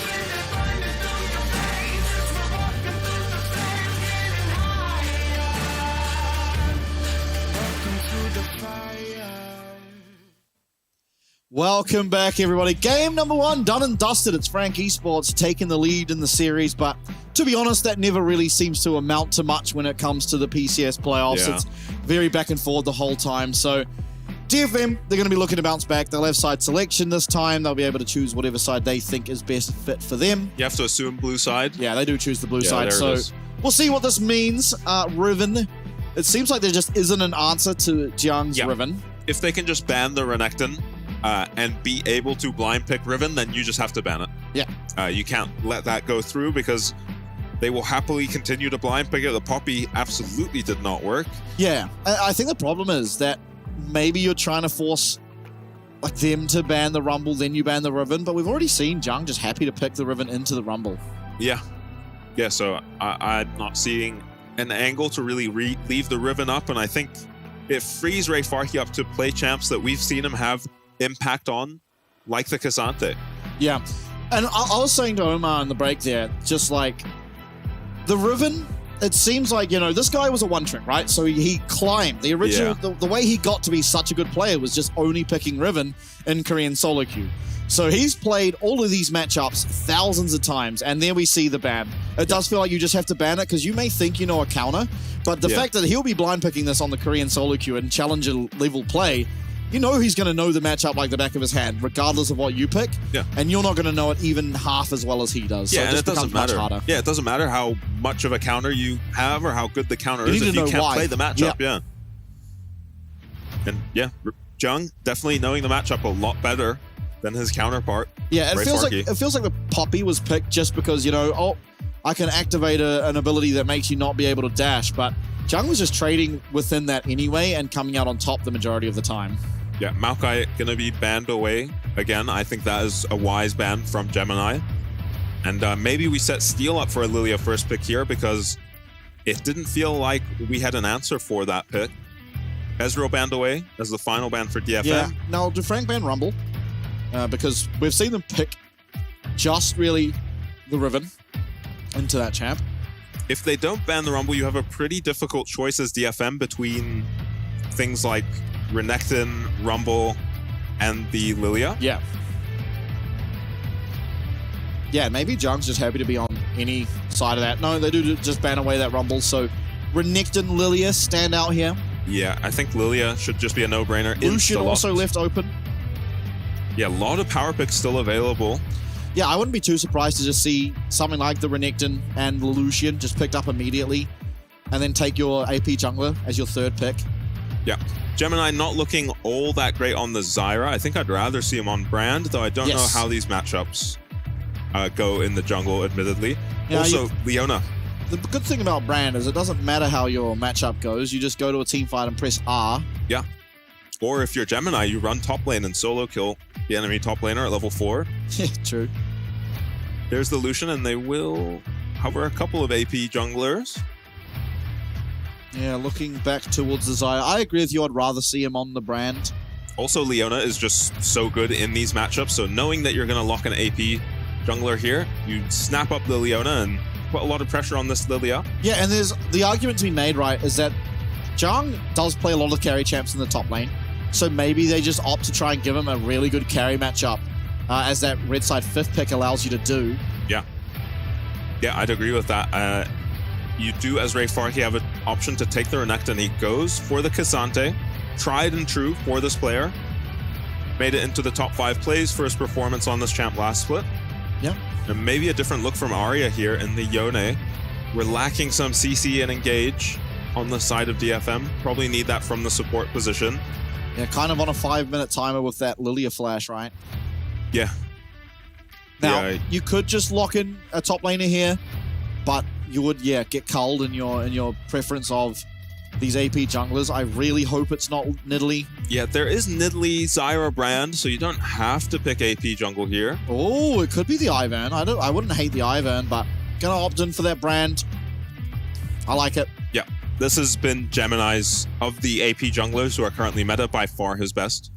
He was playing it even last split. This pick has been around for a while, before even the Faded Ashes came into play. Now some bans for Frank. The bans for DFM seem obvious. You're just going to ban...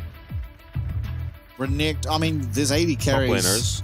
Zeri stands out to me as something that's not taken away, and Wako should just be happy to take it. Yeah, especially if you're not going to have much engage. Frank, on the other hand, makes sense to ban supports for them. I think Nautilus should be the next ban for Frank. I think Alistar. Yeah, Alistar makes sense too, but on DFM side, Alistar, again, is just another engager who kind of needs his flash. I mean, somewhat, not entirely. You'll have Hex Flash, and honestly, you kind of just run at people, and half the time you end up finding something. Can just be follow-up from a bowling ball engage, which we've actually seen work out quite well a lot. Yeah, shockingly. The Callista here. Yeah. So, a lot of ADC bans targeted, assuming the Ziggs is an ADC ban. A lot of ADC bans targeted at Udapon by Frank. Or is Frank target banning Wako? Making sure that he doesn't say to his coach, oh, I really think Ziggs is good here, and not pick up a hyper carry in those team fights. Yeah, different approach to defensive banning maybe from Frank. Making sure Wako has no option but a hyper carry, because he pretty much does have no option. Can go for MF here. And normally, you'd be very excited to see an MF. It does look pretty strong for the side of DFM too. Yeah, they're going to take it away. Uh-oh. Not look the best for Wako, just because of his playstyle as a player. You've seen, just even in the last game, how good he is on the hyper carries. No one would say Kai'Sa is stronger than MF in this meta, but his performances on these champs are crazy. Yeah, now... Udapon, we've seen this matchup. We have, and the Smolder got solo killed. Under his tower. Yeah. 100-0. Yeah, and there was no slouches either in Marble on that Smolder, but it is just going to be that Smolder locked in, the Rakan to follow, a champ that does everything. You know, I said it on Sunday, I believe, just a jack of all trades, master at none. When it comes to those sort of engaged champs, he has a bit of defensive play, has a bit of offensive play, but he's not like the Leona, right? Yeah, feels a little vulnerable into the Leona on the Rakan, can maybe get stunned up and take a lot of damage, but is the engage that they needed. A little more reliable than the Alistar is the Rakan engage, much longer range. Now, maybe just going for the Renekton. Kind of strange to see the red side 5th pick just result in what could have been picked up. Blind, yeah. Very early. Gnar taken away, Jax taken away. Wasn't a whole lot that Jung could really go for that made sense, I think. So maybe just a little more CC for his very high damage carries on his team. You know, for no reason other than it's Jung, I wouldn't have hated to have seen a Camille. Oh, yeah, Camille does the trick too. Even Camille just is a good team fighter in this comp. Yeah, and it has really good lockdown. Pretty much just means that Smolder becomes a sitting duck. But it probably is a little bit hard to get off the ground, really, against the other comp. And if you do fall behind, you'll just die on repeat. So. It does also just give you a lose condition. Yeah, exactly. In the Camille, whereas the Renekton is going to be perfectly fine in the top lane, can even still play for an advantage, and then get into these team fights and flash on people. Udapon on your screen there, looking for a bit of performance out of him here in game number 2. Certainly has had some fantastic standout performances, particularly on that Jhin, but hasn't showed it yet. He's going to be on the Smolder. We saw him play a lot of Smolder last split. I believe even one game of it this split didn't go too well. Yeah, we just haven't seen the Smolder do that well. As you saw in the pre-game graphic, 1 and 4 is the Smolder in this previous week. And it's not going to be an easy lane to get through. MF has been destroying Smolder, so Udapon must be aware of this and must have some different approach to the lane or some plan for how he's going to get through this lane phase. Because even just leaving these ADCs in a 1v1, Smolder is not safe under his tower. Yeah, Misfortune is a bit of a ridiculous champ right now. And honestly, looking at next patch notes, is only going to get stronger, so that's awesome. Yeah, not getting any nerfs in the next patch is every MF. Other champ is. Yeah, well, other ADCs are, so... Already, we felt like MF has been worth first picking. So it should be interesting on the going forward for Worlds. Or uninteresting, maybe. Yeah, it might just get permabanned. Wow. Aren't I? Rocking Electrocute on Steel takes half his HP off. Yeah, but he's able to recall in time to get all that back. It doesn't really result in much other than a little bit of additional damage in that post-game damage stat. Yeah, and Steel could have looked for the Raptors. I don't think he has time now to steal away the Raptors of Gemini. Just has more AoE on his champ, so favored even if they're both there at the Raptors. Jung will get a ward in the enemy jungle. Defensive ward on the side of DFM. Same place. Yeah, both teams just warding the same place, but Frank's ward's just better because they're more aggressive and actually give information on what this Lilia is up to. Yeah. FAK coming down here, making sure that no silly business is occurring. Of course, we know with ultimate vision that there isn't. Yeah, heal and cleanse for the DFM bot lane versus cleanse ignite. Nice Q from Harp, evening out that previous trade, getting Yutapon some health back, and Jimian is going to have an absolute ball of a time down here. Nice dodge by Kaiwing. One thing I'm looking for Frank here, and it's a critique I guess I only really have for them at the moment, is I really want to see them try and pick up an early dragon. Yeah. Because they haven't really done it. This is a game where you'll have so much control in that bottom lane where you can ultimately look for a 4-minute dragon, or 5 minutes before those Void Grubs spawn. Yeah, against Smolder, you almost have to approach the game like that. You need to put them on a timer. Should be easy with how strong this MF is in the early game compared to Smolder. And it was something they were really good at the beginning of playoffs. They were averaging a dragon and a half in the first 14 minutes or so of each game, but especially in the last game, just dropping priority on this objective. Arya suffering here. Yeah, mana. No real surprise. Yeah, mana pretty good for Jimian too. Gemini. Oh god. Well, he's going to know that objective's He's got there. Kailing with him. Yeah, and this is Leona able to come up here as Wako's just 1v2ing. Yeah, and he fails. He fails to kite his Raptors effectively. Now he's going to... Seems like he knew. I guess ultimately had some knowledge due to the fact Kailing walked up through that tri-bush. Arya doing well to get this farm, but Jimian is looking for a kill here.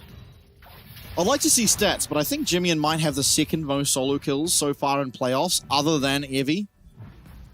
Maybe even the most. I mean, he has just played a lot more games than Evie. Yeah. Yeah, maybe the per game stats for Frank not looking as good, but totals will definitely be great, having played 20 games. Yeah, Wako flashing away from that engage there. The Grand Ancients will go wide. Now, it's going to be Steel that's down here. Gemini trying to get there. The Q misses from Steel, and a lot of damage being returned from Wako. Make it rain. Not going to be pulled. And ultimately, it is just going to cost that flash. And top lane, there's just a solo bolo. How on earth did that occur? But on the bottom side, it's Wako once again being found here. Taken out early on this MF despite being into the Smolder lane. Yeah, nice play by Harp there. Pulls the trigger, uses his flash, and that makes you feel a little bit better about your Cassante going down so early in this matchup. We don't see that very often. Yeah, and Jung is like full health up there too. I really want to replay, but well played by the bottom and jungle there. Yeah, FAK is on the wrong side of the map currently. Yeah, and Renekton has 2 dashes. Actually finds the stun at the perfect time as well. Yeah. I mean, it was just mechanically extremely well played. Gets that extra auto for the empowered Q as well. Wow. And you know, if they don't push heal here from Harp and Flash, he doesn't get in range. He's on the edge of his W there to get Wako. So Harp showing some familiarity with this champion, looking really good on Rakan. Gonna have to get them through this early game. Especially when there's potentially gonna be a very fed Renekton running at his Smolder. Yeah, I mean, Jung certainly at times has shown his prowess, his ability to just take over a game and carry, and now he's going to put himself in a position to be able to do that. It is Frank now leading by 500 gold. Arya only down 3 CS, didn't even use his health pot in this lane. Really impressive from him. It looked like massive pressure from Jimian. Kaiwing is here alongside Harp. The El Clasico 2v2 now. Yeah, XP lead for Kaiwing. Did get some solo XP as his MF went down, and you feel good about picking up that kill. You feel great about it going to Yutapon, but kills are secondary to stacks on this champion, and Yutapon is down 20 CS. That has almost got his 25 stacks now, and you start to accelerate a bit once you reach that point, and this lane is a disaster for FAK. He might just be dead again before he can crash this wave. I don't know how he's getting this to be pushed in. Yeah, Steel uninterested. Pathmaker gets level 6, Jung! He doesn't have flash. He's gonna pull the Dominus, and oh, the Q coming through. It's enough healing. He needs the E. He dodges out of the Natofu strikes. This is so close. One more Q. The slow no longer on that ability. Oh my god, it's so close, and now the slice gonna be there, and he dodges out of one more of those Natofu strikes. And now we're seeing that nerf that came through about a year ago actually playing a massive part of that. That would have been a kill. Jimmy. Well played by FAK to turn that lane around. Jimmy playing aggressively. Actually dodges out there off that Q3 of Aria. A lot of Q3s on the side of DFM. Yeah, and a lot of Q3s missing for DFM. FAK maybe should have had a solo kill there. Had 2 opportunities to land that skill shot onto Jiang. Oh, it is so hard to land this early into the game, though. Yeah, much slower, right? Yep, slower and has a longer cooldown. Yeah. Nonetheless, he's happy with how that's played out because his lane was a disaster, yeah. And manages to get the crash now and will stop the bleeding for now. And maybe Udapon with this kill is just going to be okay in the 1v1 against MF. We said Smolder struggles down here if left alone. But with a little extra gold, maybe feels okay. Wako. Grange just lands, but he's on the tower, and Harp actually losing out on that trade. Kaiwing has time to move up here. Oh, the culling is just going to mount through that health bar. Half HP now is Arya, but yeah, ladies and gentlemen, welcome to Absorb Life, Second Wind, Doran Shield. Yeah, complete footwork, lest we forget. A little bit of healing off of that too. Gemini picking up these Void Grubs, picked up a Dragon as you requested early in this game. Yeah, listening to me as Gemini. Jimmy a little low on mana, but we'll get this crash because he has Kaiwing with him. It's kind of Wako suffering for this. Yeah, that CS lead has gone down a lot on that bottom side. Of course, not helped out by the fact that Wako was just killed. Oh lord, the wave just sucks again for FAK. Yeah. At least this time has Steel up here, so maybe Steel can hit level 6 and come up here, but Steel has just been uninterested in playing around his top laner historically. Few missing there for FAK too, but looks like the wave's okay now. Yeah, we'll be pushing back. But still, I mean, I guess Gemini hitting bot. There is a real chance that FAK can be dove, especially with just how often he's been having to use that Pathmaker away from Jiang. As I say that, going to use it once again, and Jiang finding a fantastic trade for himself. Yeah, he does get his stun blocked by the Pathmaker, but moves away enough so that he's not pushed closer to the tower and avoids any shenanigans this time around. Yeah. And it's well done by FAK because, you know, the CC exists, but using it on that empowered W just reduces so much of its damage. Yeah. And it's not easy, right? It's an instant cast spell. You kind of have to predict. Yeah, for sure. Unless Jiang is like not on exactly on top of you, then you can see it activate, but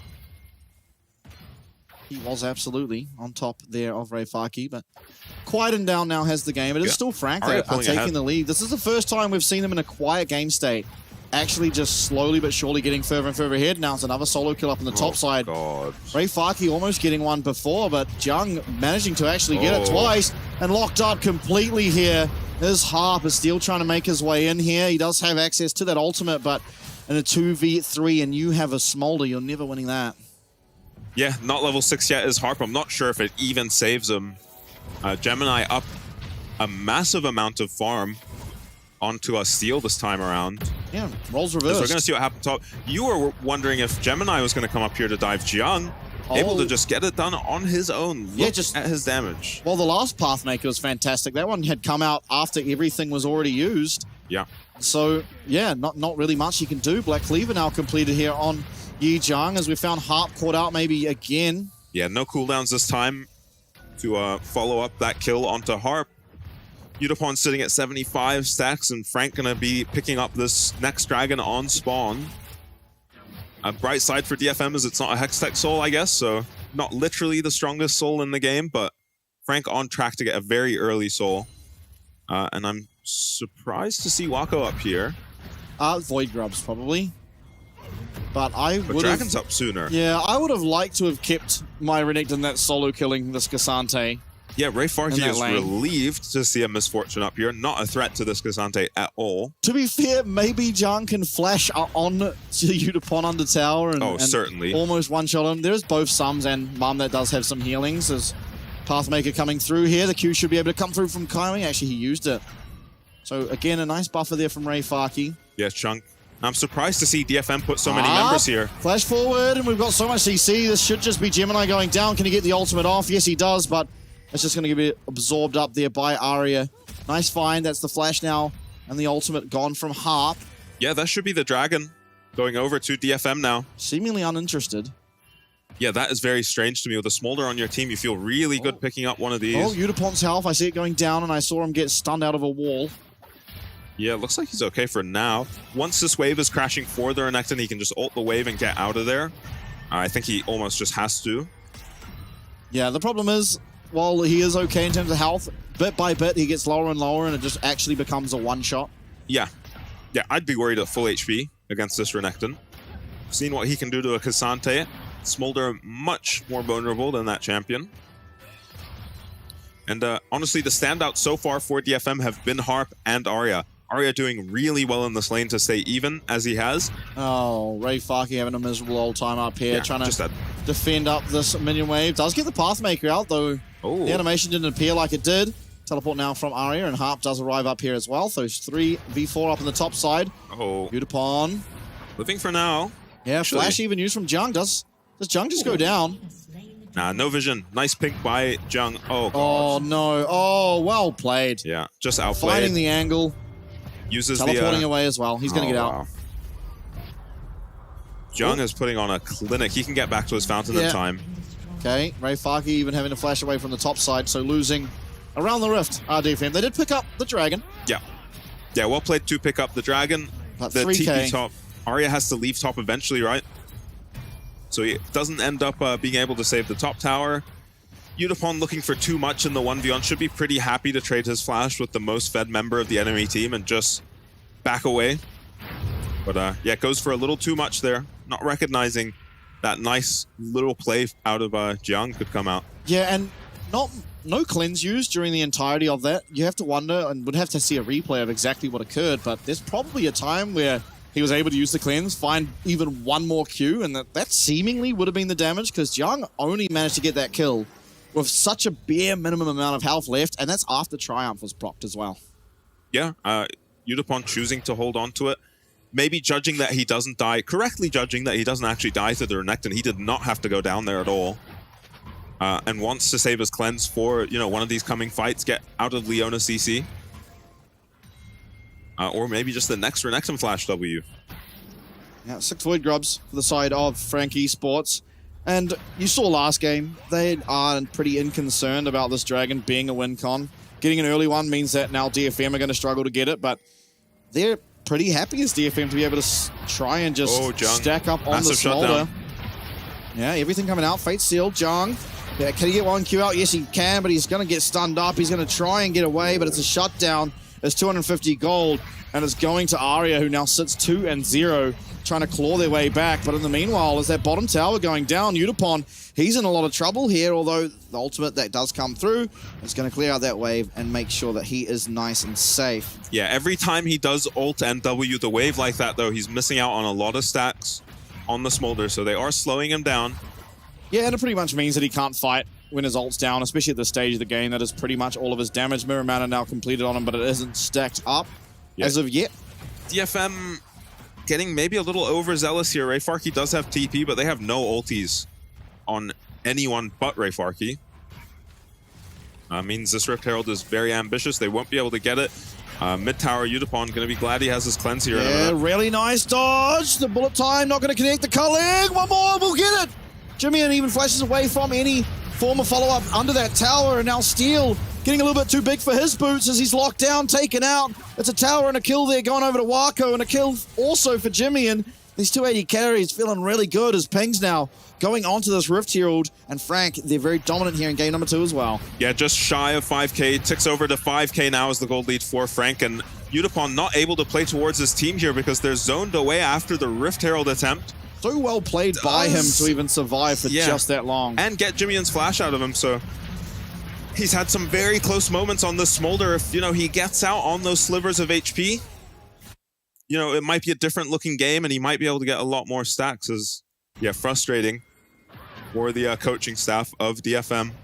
Some unforced errors. I think the Rift Herald start kind of just killed Udapon there. or at the very least lost him the mid-tier one. Yeah, it does get us 125 now, but super far behind on that clock. Still, it will speed up bit by bit now that he has that extra splash damage, and those team fights in particular do end up adding to a lot of extra stacks, but it is just his job to try and not be taken out immediately.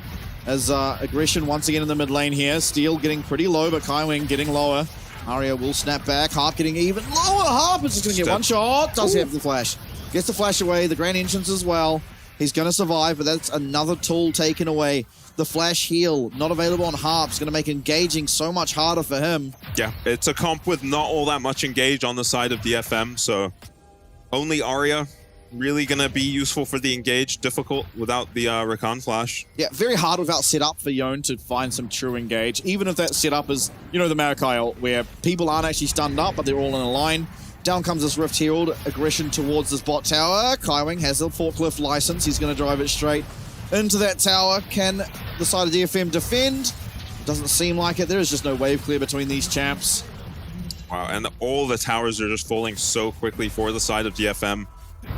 I'm sure the Smolder will get to his stacks this game, but what state is the game going to be in? Wako, he has cleanse. He's going to be fine. He does use it at the last minute.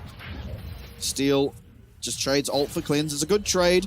For the immediate time being, though, you have to favor the side of Frank as the dragon spawns, but, you know, give it another 60 seconds, and now you have a Waku without a cleanse and Steel with his ult back. Yeah, taking the cleanse almost exclusively for the Lilia does get some value against the Rakan. Yeah, but barely, right? You cleanse the charm and get knocked up. Yeah, you have to cleanse them flash to use it effectively against the Rakan. But yeah, get some value out of the cleanse. Is pretty massive on Wako, honestly. Just out of nowhere has 2 items in a bit. Talking about massive. Ray Farkey. He's dead. He gets teleported on. Reset of the Pathmaker is not going to be enough. And that is just another kill to the tally. Yeah, and Ray Farkey had the option to take the Renekton himself. He may be kicking himself for going for the Cassante instead. Young making him suffer. It's going to be a tier 2 traded for a tier 1. A lot of gold being funneled onto Aria, but more gold going to the side of Frank. Yeah, well, Yone will scale nicely into this game. It's pretty hard to play a champ like Yone without the setup. And there is setup every now and then, but the problem is it's pretty hard to find the setup in general on 3 range champions, and then, you know, you can't really afford to use it on Jiang or Kaiwing. Yeah. Please tell me Udapon's not going Essence Reaver. Is that how you build it? Oh, Shojin. It'll be Shojin. Yeah, it'll be Spirit Shojin. Okay. Almost lost my mind for a second there. Skipping the Triforce, we've seen just so much variety in the Smolder builds. Not in terms of the items built, but just the order you get them in and which ones you decide to value. Some people don't go for the Mirror Mana, go Triforce, Shojin. Some people really value the Rapid Fire on the champion, and some people don't care about it at all.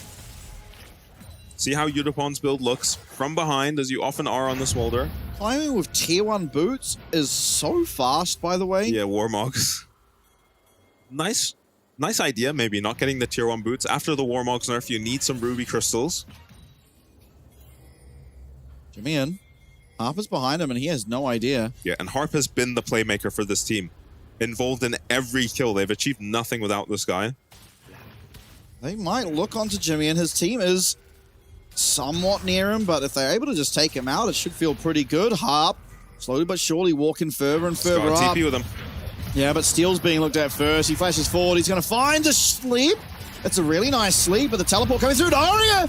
Aria with the Fate sealed, with a bullet time on top of it. Gemini's on 1 HP. He is going to get shut down. So much up to now Jiang and Waku to do in this team fight. There's no bullet time, but it doesn't even matter. Look at the damage coming through from Waku's autos, and Jiang's unkillable. One more auto might just do it. Waku is going to get it. The double tap is what gets it done. The make it rain. Udapon, he's going to have to cleanse. He's going to have to flash, and he's going to get away, but not before his top and mid are taken out. It's still a good trade from behind for DFM, but Frank Esports, they do turn it around. Yeah, all things considered, it's not the worst trade for DFM. They don't lose any turrets. Both teams commit an equal number of teleports there, and they get some shutdowns. It's Wako who's become a problem now. Harp at the end there tries to save his mid laner as, yeah, it looks like Steel's just dead, but what an ulti and a flash from him. Lives on 1 HP, and then Aria just clips the Lucian on the end there, and Wako with a nice ulti. It's actually Yudapon who's just way out of position for this fight. And as Rakan was top lane for so long, I'm surprised he's just not here to do any damage in this fight. Neglects to even use his ulti, I think, and here Harp tries to save Arya, but Wako just in time gets that last auto off, and it ends up Harp going down to Yudapon. Doesn't even have his E to get out here, so doesn't contribute anything to the fight, loses both his sums. Yeah, and depressing. The worst part is, for Yudapon, is you actually love being at those fights. Just hit stuff. Yeah, just it would have been free reign for him. I mean, you saw the knock-up Arya was able to find. He would have been able to just sit there, bombarding Baron's people with his dead. Qs. Baron is going to be taken out. Kaiwing making sure that there's no way for Steel to get in there. Teleport comes through for Arya, but too little too late. It's Frank Esports. All they have to do is head the opposite direction. Kaiwing getting some funky ideas. This is a problem we've seen Frank have before, where they do pick up an objective and then fight immediately after for no real reason. Jiang, he's half HP. This is such a strong Renekton. Why would you even look for a fight here? In goes the grand entrance, but Harp misses out on it. He does have the quickness popping, so we'll get a few charms as he does get out as well with that battle dance. But Ray Farkey's found his way into Gemini, and Gemini missing his abilities. Before now, we'll go Jimmy in. He does have to flash away eventually. And what is Frank doing? They've lost their goddamn mind. I mean, you called it. You called it before it even happened. You just saw that they were going to go for this fight. It's a bad habit of theirs, and yeah, it repeats again. DFM gets some much-needed time to farm up on this Smolder. Yeah, level 13 now. During when they should be weakest. There's a Baron against them. Now they just don't have to worry about it. Yeah, so much. You saw how much they managed to achieve with the Baron in the last fight. Frank, not going to be able to achieve that much this time around. It was a good opportunity to recall, grab this dragon, try break the base. Not so anymore. Yudapon gets to his stacks, just 2 stacks off. We'll hit it. And this is a problem not exclusive to Frank either. We even see PSG at times do the same thing, where they take an objective, force a fight that is unnecessary, die, lose. Yeah, maybe not everyone on their team's gone down, so you still have some Barons, but it's a lot of time off. It's gold given over to the other team that otherwise shouldn't have been. Yeah, and this time it was Wako who was just out of position for the fight, probably not expecting his team to fight there. And MF absolutely cannot play from out of position. She does nothing. She's too vulnerable. Trying to flank with this champion, as Frank will get this dragon. I don't think DFM are interested in contesting it at all. We'll probably just wait for their next round of flashes. Yeah. Specifically, Harp's flash seems just instrumental. Still 100% KP for this guy. He's had a great game for himself after a shaky game on the Tahm Kench last time around. Yeah, and it is now Yudapon does have his stacks, so the Smolder well and truly online, so keep an eye on him. If he is able to have uptime in these fights, we could quickly see him take over. Yeah, Wako has to go for some pen. Look at all the armor coming out. Oh, Arya loses so much of his HP. Ooh. Yeah, has built some armor on this Yone, but you couldn't really tell once he faced off against this Lucian MF. Wako flash coming up soon. He'd be a massive shutdown to get for the side of DFM. Yeah, 500 gold. He has his 3 items now completed on this Misfortune as another Baron wave comes in. This is going to be the last opportunity, the last wave that Frank have to try and break something open. Flash forward here from Kaiwing, finds his way eventually onto Arya, but it's the grand entrance. It's Harp playing Disruptor in the back, and Arya with a nice ult, but it doesn't connect onto Wako, who's free hitting. Steel does go golden, Kaiwing so low, as is Gemini. Wako, though, he's able to just face tank this Lilia. He takes 1. Bullet time still available for him, but honestly, it's a 1-for-1. It's the jungler for the mid laner, and it's another great engage coming through for Harp. It looks so hard for them to play, but he played Disruptor in that back line on Jimmy and onto Wako for so long. Yeah, DFM were able to take advantage there. Yeah, and testament to the massive lead that Frank have this game. This fight could not go better for DFM. Steel just dodges everything. Harp finds a taunt on every member of this team, and Steel also manages to stun up 3 members, land Qs constantly, get as much damage as you could ever expect from a Lilia in this position. Yudapon not even able to hit. Still too dangerous for him to walk up with a Renekton trying to flank. Yeah. But it's still honestly favorable for DFM considering. Look at Young's build. He has a Zeeks. Oh, okay. Going for the AoE burn Renekton build. I haven't seen this item on Renekton ever. Yeah. Interesting. I mean, generally this is the build in terms of 2 damage items. You start going tank, into a tank item. The only exception is some people go the Eclipse, and then it ends up being sort of 3 damage items into the tank. But honestly, I don't mind it. Give your carries the gold. Let Wako, let Jimmy in, get those minions in the side lane and just play for those cheaper items like the Zeke's is. Yeah, has kind of had his time in the limelight now on the Renekton. You don't expect this champion to have too much impact now past the 25-minute mark, especially with Yutapon coming online on the Smolder. So just going to play Distraction on this Renekton. Pressure side lanes, should still have shove against the K'Sante. Look at the item difference in the top lane. Yeah, that's what I was about to say. Less of a serious point, but it now means that Jung can say he's 3 items up. True, yeah, get his cheap item in. Well, not 3 items up, but, you know, 3 items to 1 2/2. Yeah. Wako gonna be massive once he finishes this IE, but I mean, still massive now. Hitting level 16 on the MF is a big deal. So much of your damage coming out of the ulti. Not a massive amount of setup for Frank on the MF. It felt like more of a deny pick when they did pick it in this draft, but Wako's just making it look like the strongest champion in this comp. Yeah, Gemini has been caught out a few times. It is hard to play the brand. All it takes, however, is, especially from this point, one team fight where he isn't taken out immediately, he gets his full rotation over. Yeah. Probably Harp. is just the end of the game. Harp going aggressive here onto Kaiwing. Kaiwing's not going to matter or mind that so much as aggression now coming out of Arya. It is onto just Yijang, who, again, is not going to care that much. Now, Wako gets hit, but not going to pull the trigger. Has cleanse. Yeah, cleanse as well as the lifesteal means probably not much going to come from that. Baron, 10 seconds from spawning. Jung looking to recall as well. That was almost a max range. Yeah, that stun coming through. That would have been scary if they can shut down Harp. This. Oh. Yeah, he has Warmogs. He'll be okay. Oh, yeah, he does have Warmogs. He does. FAK now coming. And we're swapping sides. Jung, he's popped the Dominus. He's going to be able to find his way onto Yutapon or Arya here. There's Yutapon. The cleanse is going to have to come out immediately. It does, and the flash is to answer as well. But again, Harp finds his way onto the back line. But what can Steel do? Steel goes golden. Yutapon's still being chased out by Jung, and he's able to find it. Look at that Sterek shield. It is massive. He's got 2 health bars on the Renekton. Arya trying to trade back, doesn't get over the wall. And it looks like for game number 2, it will just finish with a clean ace. And Jung finds the teleport, finds the flank, and finds both of the carries. Yeah, the game ends exactly how it started, with Jung just putting on a monster performance start to finish this game. All his carries played safely in this fight, didn't get caught out by any Yone shenanigans.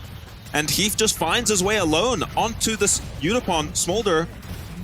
With both sums up, still just kills him. Still unable to peel. I'd love to watch it again. I mean, how instrumental was the slow coming through from Zeke's? Because it seemed like Yutapon was trying to kite around and just not able to get out of that, the Dominus AoE, the Zeke's AoE, and eventually gets taken down. Yeah. And then I was like, okay, yeah, Jung got 1 kill. He's going to get taken out. Gets ulted by Yone and gets like a 6,000 health shield. What on earth is going on here? But what a fantastically well-played game from Frank. Now, credit to Harp. Harp tried his absolute damnedest. I think out of everyone on the entire Rift, Harp played the best. And unfortunately lost. Somehow Harp was 2 levels up on Kaiwing on the mega losing team, just because he was always living in those fights, always finding plays, 100% KP. So shout out to him, but really, you might get your wish of seeing that team fight again, because I can guess who's going to be MVP. Yeah, Jung has to get it. Yijang, I mean, what's going on here, guys?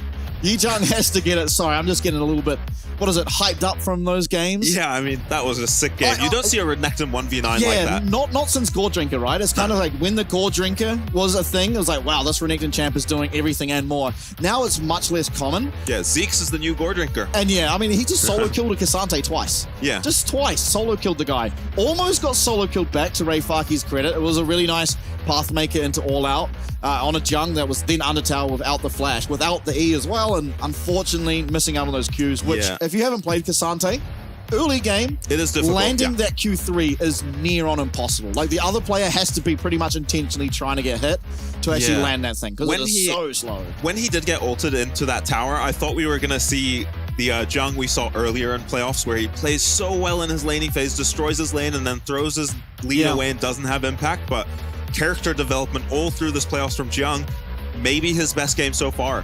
True. Yeah, I think it, well, I mean, it was the game he carried by far the most. Maybe you'd have make the argument of game 3 against West Point, the Ribbon game, the first Ribbon game. That was a really good game. But honestly, this was a fantastic performance. It was just a masterclass of top lane. You know, you don't get to say that about Renekton that often, to be fair, especially these days, but really was well played. And I think other than Jung, if Yijang wasn't so far ahead, if he wasn't playing so well, there is a are very highly likely that Frank actually go down. Because, even in that final fight. Yeah, Jimmy was kind of not doing much on the Lucian. He was just getting found, be it by Arya or Steel. He wasn't always getting found, but oftentimes he was either getting pretty much eliminated from the team fight. Wako, yep, he had a great game. No real faults for his gameplay, but he is on the misfortune, and we can see the difference in impact that he's able to have because he was playing perfectly fine. 700 gold shut down, flawless, but still. But it's not like you saw it on the Kai'Sa, when he's able to be proactive, when he's able to just go in and do stuff. He can snap his fingers and end a fight on something like the Kai'Sa or Zeri. We've seen it so many times, and well played in the draft by DFM to get him off of the champ, kind of threatening the MF pick themselves. I think so too, Did force the pick onto Frank's side, and he needed his teammates to step up, and Jung, one of them did. Got it done. I think... Yeah, the rest of the team, honestly, pretty sleepy. Yeah, Gemini, I think that's not a very good showing on the brand. He does usually do better than he did this game, but just getting called out on repeat, really, whether it be by Harp there on the... In this, look at the vision. In this play, we were waiting for Harp to heal up with his Warmogs, right? Yeah. But they give him no chance. Jung is immediately in there. Again, he's used his E on the Raptor camp here, so he has another E if he wants to use it. Ends up just flashing onto Yutapon. Yutapon actually just cannot get away. Yeah. He actually just cannot get away. And they must have their ADC muted because it takes so long for Jung to kill him, but no one comes to help this poor Smolder. And Jung lives on a sliver of HP to boot. What a monster performance by him. Gemini able to clean up a couple kills on the end there. And Wako to do the most damage. Yeah. So credit to him, of course, but I think there's no way you can look past that Renekton. Yeah, what a performance. Broke the game open on his own from level 4. Got beat the gank. It was a very cheesy gank in the bot lane onto Wako that because of how well Harp executed, it did work. And still their top laner had already died for first blood.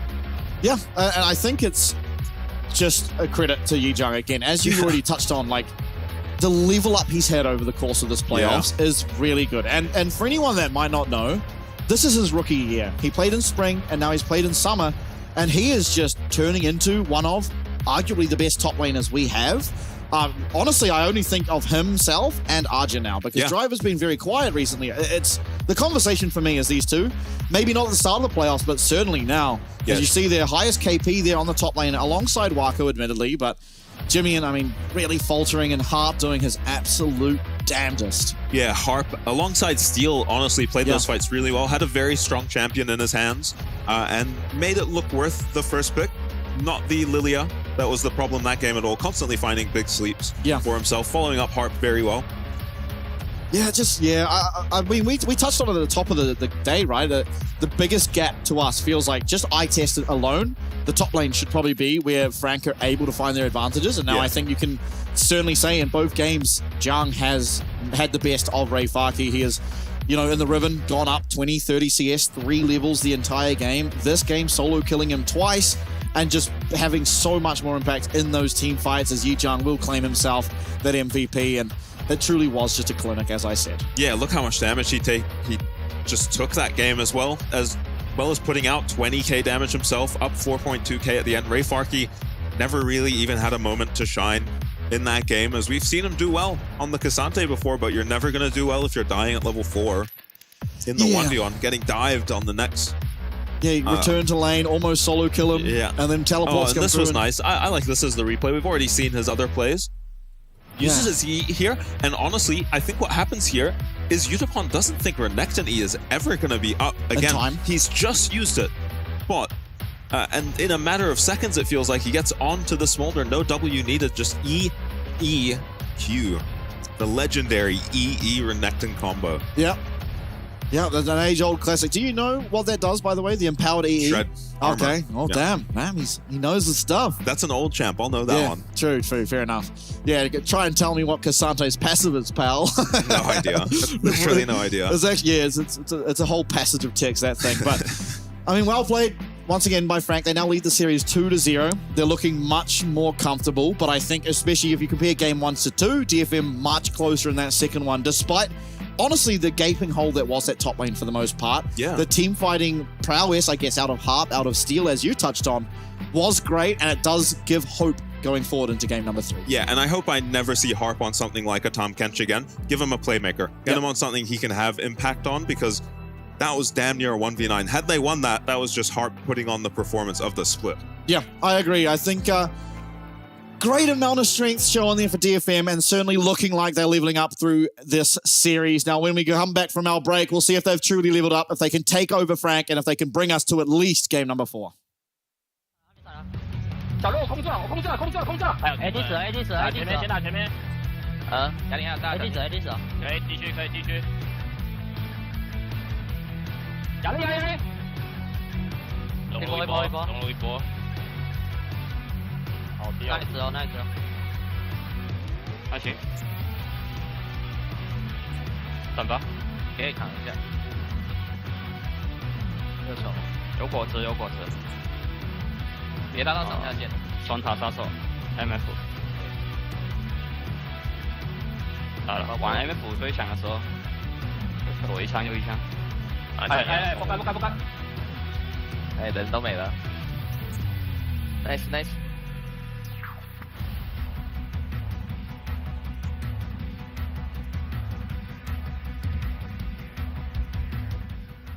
关键时刻。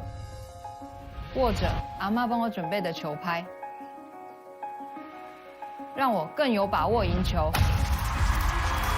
阿嬷，好睡吗？对呀。家人的爱是多年的依赖，就像我多年以来依赖中华电信。金白来，最疼我的家人，最挺我的中华电信。舞动精彩，共创未来。永远走在最前面，中华电信。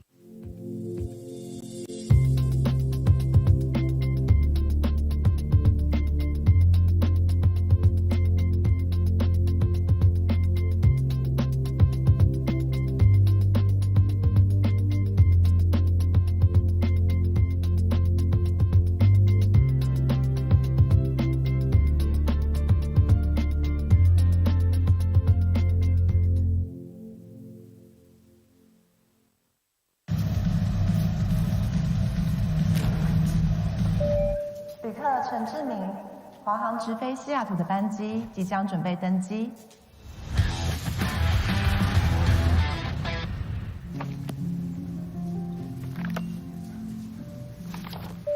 旅客何淑慧，华航直飞西雅图的班机即将准备登机。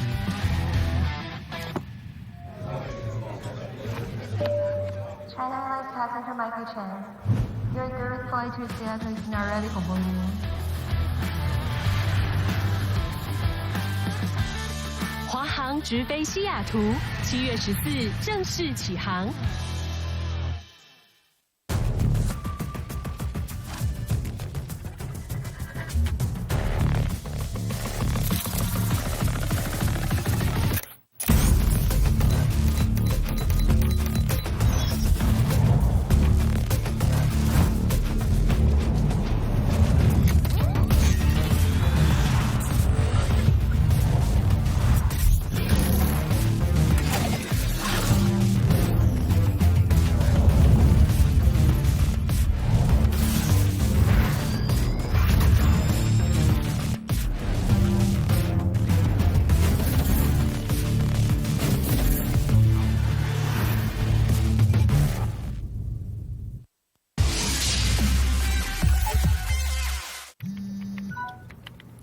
好想吃花雕鸡面哦，可是还在加班。阿嬷，加班也能来碗酒香补一补哦。就是这味道。这碗花雕鸡面帮你补身又补心，好满足哦。还有麻油鸡面，赶走你疲累的寒意。要不要再来碗花雕酸菜牛肉面？暖心酒香的丰盛美味，台酒酒香经典系列。 难得皇上莅迎蒙古，臣等备好贡品向皇上觐见。好想吃哦！特此献上，此为酒香蒙古锅牛肉面，就是这味道，浓郁的汤头为牛豚骨风味，还有孜然香，淋上五加皮料理酒，更有层次。这真是宫廷御膳顶级享受。台酒御膳堂酒香蒙古锅牛肉面。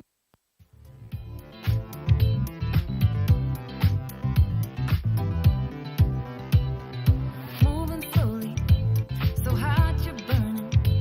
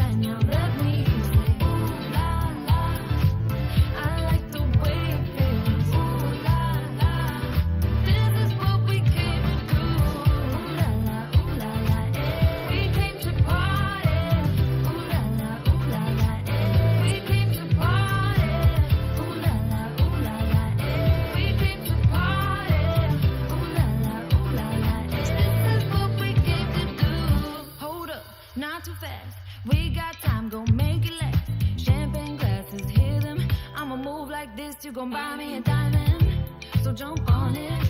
Come on, I know you want it. Raise them glasses to the sky. It's our time, we own the night.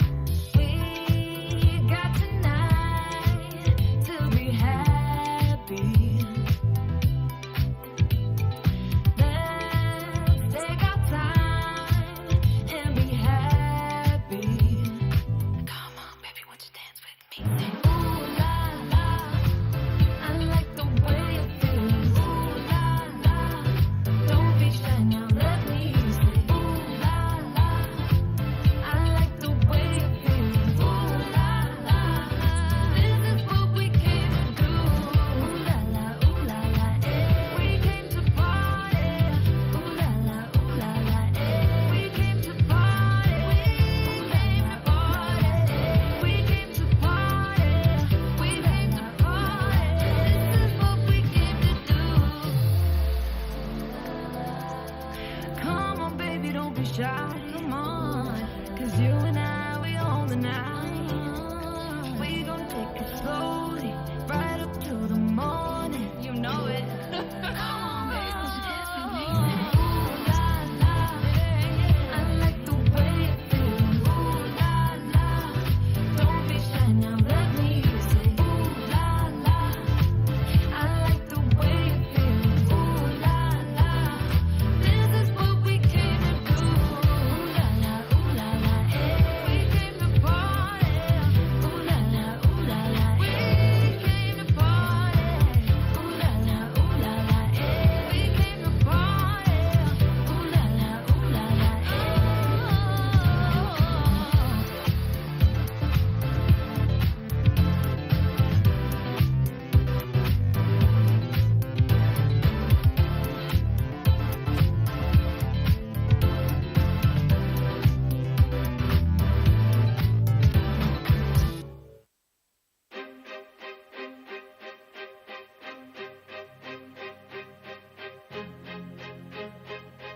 Yeah. Come from nothing in the world, but it's all good. Catch you looking at the stars like we all should. I'll be lighting up the sky like a star burns. I've been standing in the shadow, now it's my turn. See me aiming at the mark with my eyes closed. I'll be shaping up the rock with the grindstone. Now I'm stepping up my game, got my mind set. I'll be dancing in the stars like a silhouette. I'll be dancing in the stars like a silhouette. Woo! What's good? I'll be dancing in the stars like a silhouette. Woo!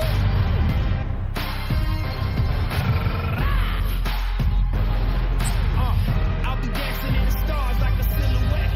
When you hear them go wild, it's a home crowd. But you never slow down when it's sold out. I'll be ready for it, I can take it home. When you see me in the frame, I'm a Van Gogh. Watch the heads turn, see the sky burn.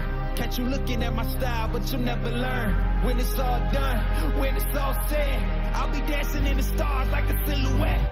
I'll be dancing in the stars like a silhouette. Woo! What's good? I'll be dancing in the stars like a silhouette.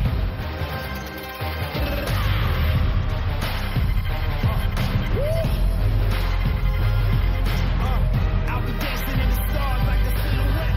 I'll be dancing in the stars like a silhouette.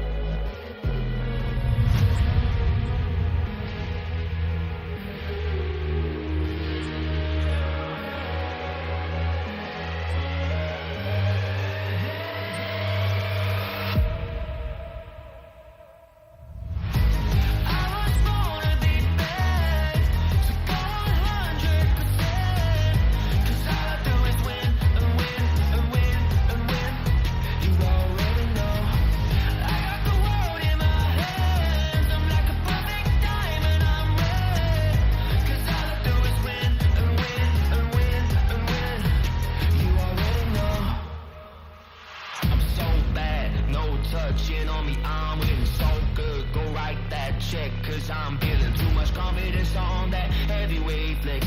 I've been earning and working, everybody want this. I'm untouchable, stacked up Greek god. I got the thunder and lightning, energy rush. I've been winning and winning since the day I was made. Bet you wanna be like me. I'm always on top of the game. Ain't never gonna touch second place. Nah, never. I'm always on top of the game. You know that I win, that I win, that I win, that I win. I was born to be bad, so go 100%. 'Cause all I do is win and win and win and win. You already know. I got the world in my hands. I'm like a perfect diamond, I'm red. 'Cause all I do is win and win and win and win. You already know.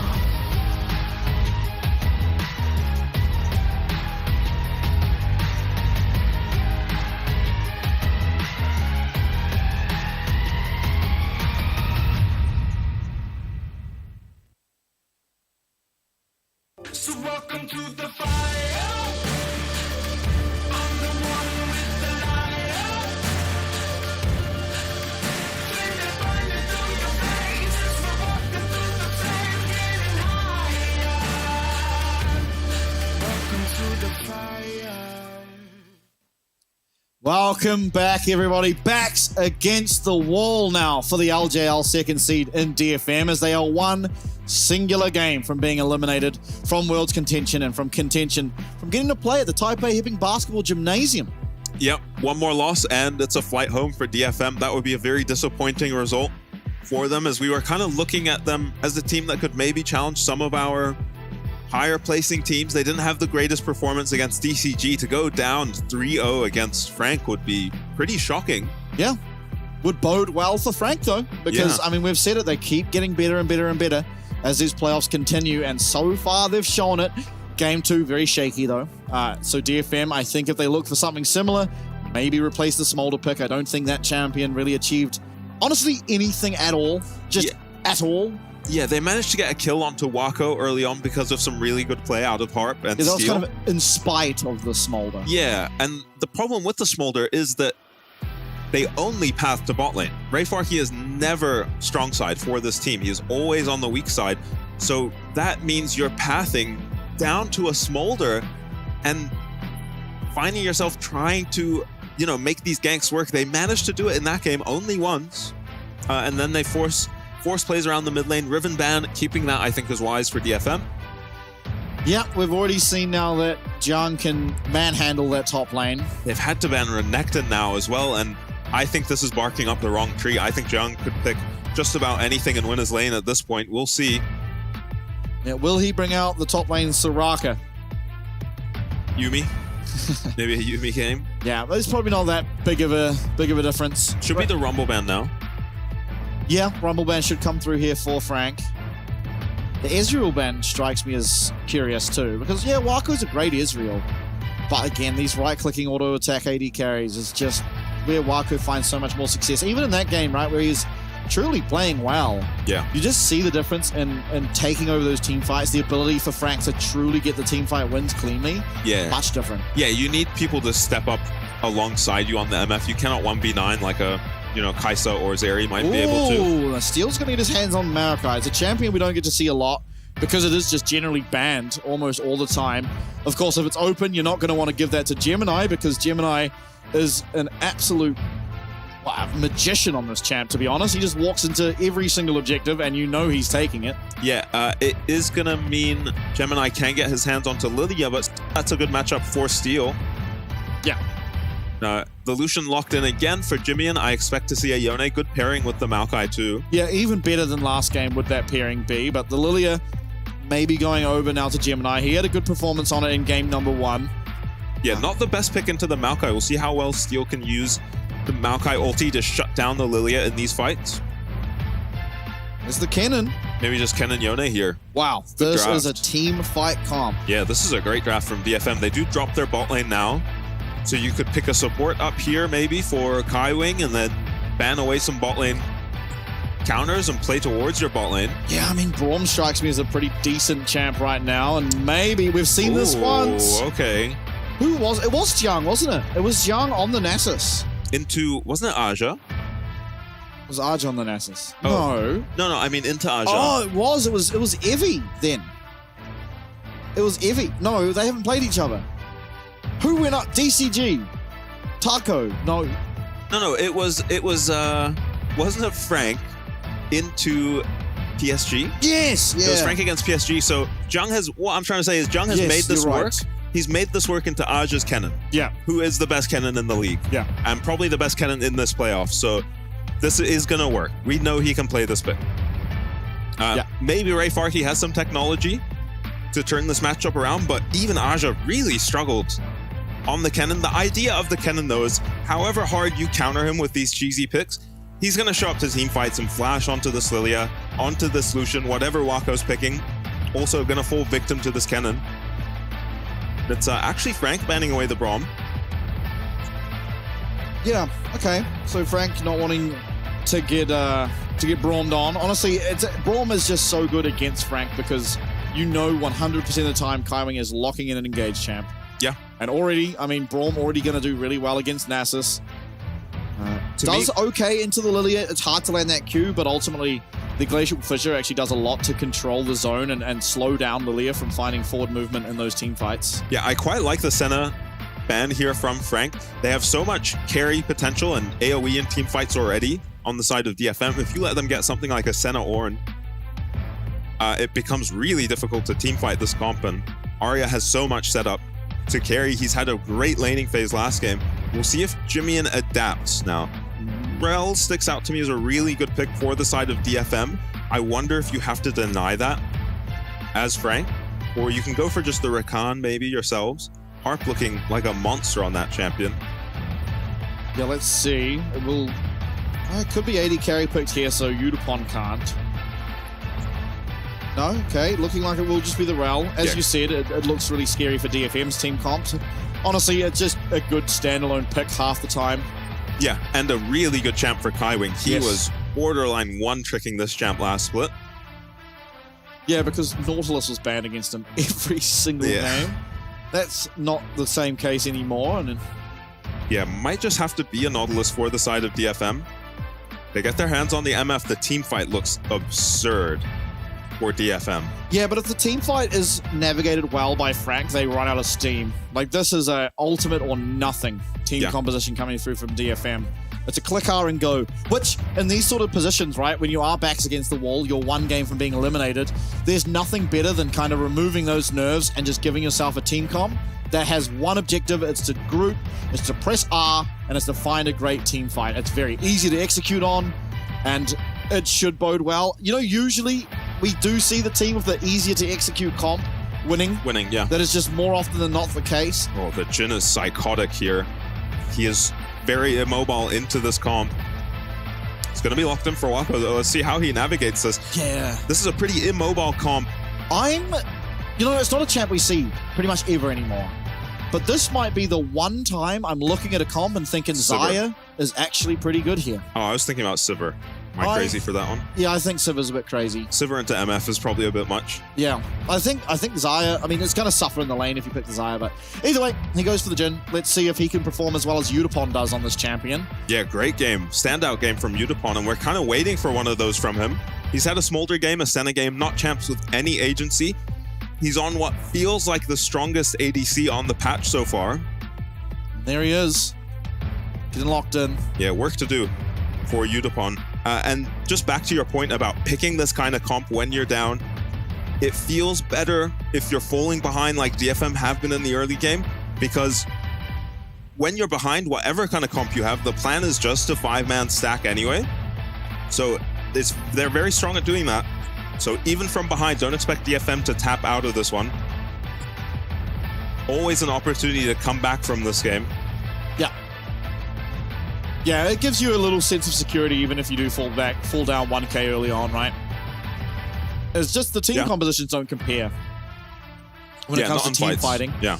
But there is sort of I mean, more pick potential just by virtue of if you use a singular alternate of DFM's comp. Yeah, you become much weaker. Yeah, and while Frank, they have the Jhin, and the Jhin alone oftentimes ends up just being a fantastic catch champion. You know, you land one singular deadly flourish. You can answer that with the curtain call. Does feel better. The Jhin feels a lot better when you've got things like the Zyra, things like the Rumble on your team. That's fine. You have the Nasus. Yeah, the Nasus E doesn't slow though, so it's still going to be difficult for Wako to see how accurate. The W is borderline a stun. Yeah, true. Zhang, he's going to see everyone there, and he's going to be safe. Yeah. Puts up that barred trumpet, and whoa, it's going to be a mana flow band. Yeah. Procced up. Feels good. It's going to be airy for Ray Farkey. So Arya finds Jimmy in here. Starts his W. To avoid any damage coming his way. Gemini just watching as his Raptors get warded. Kaiwing does have exhaust against the cannon.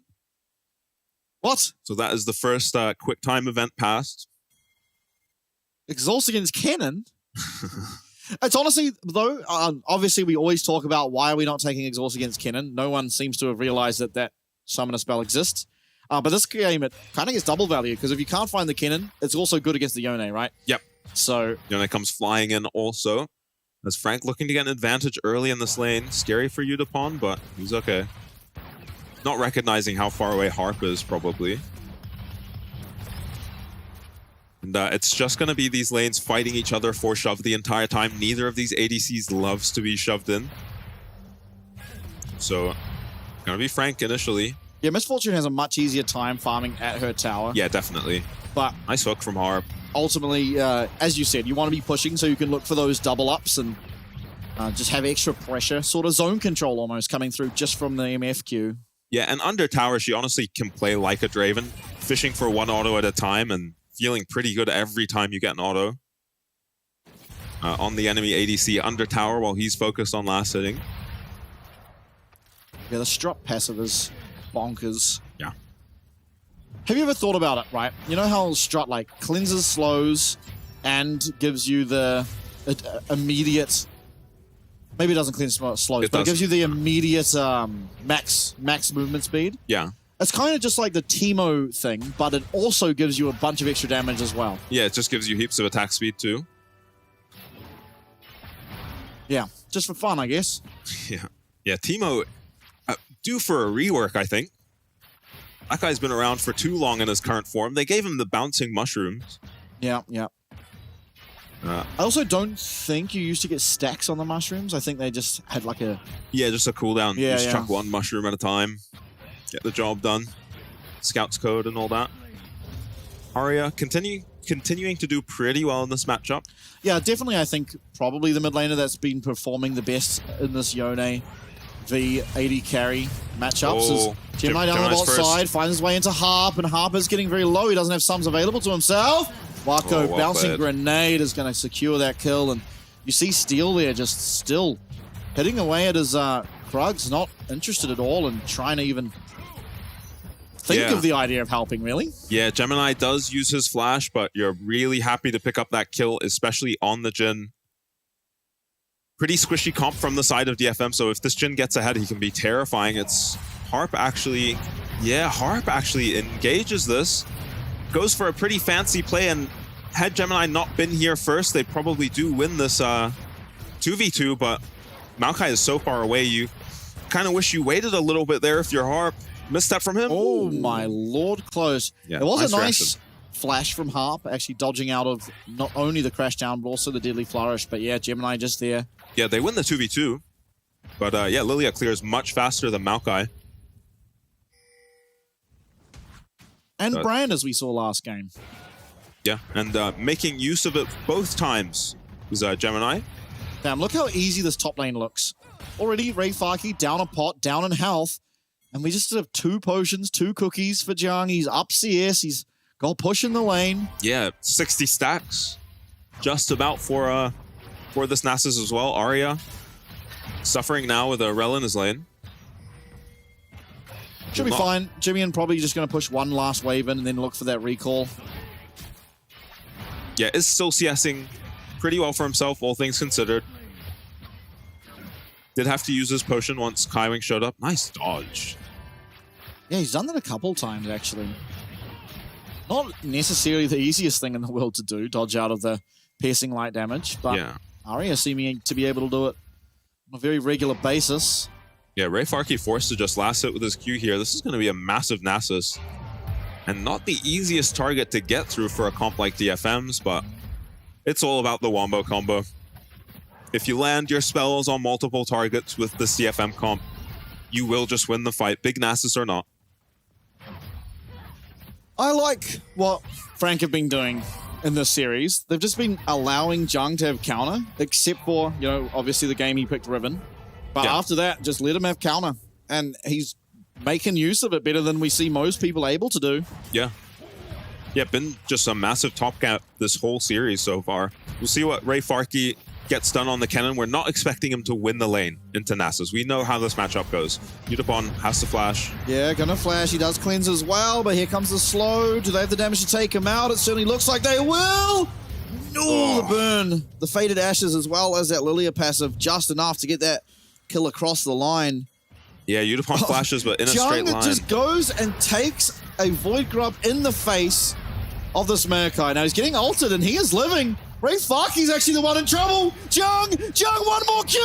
Siphoning strike, and Jung's just 2v1ing the top side. There's nowhere for Steel to go. Will it come out? Yes, there it is, and Steel is just dawdling away.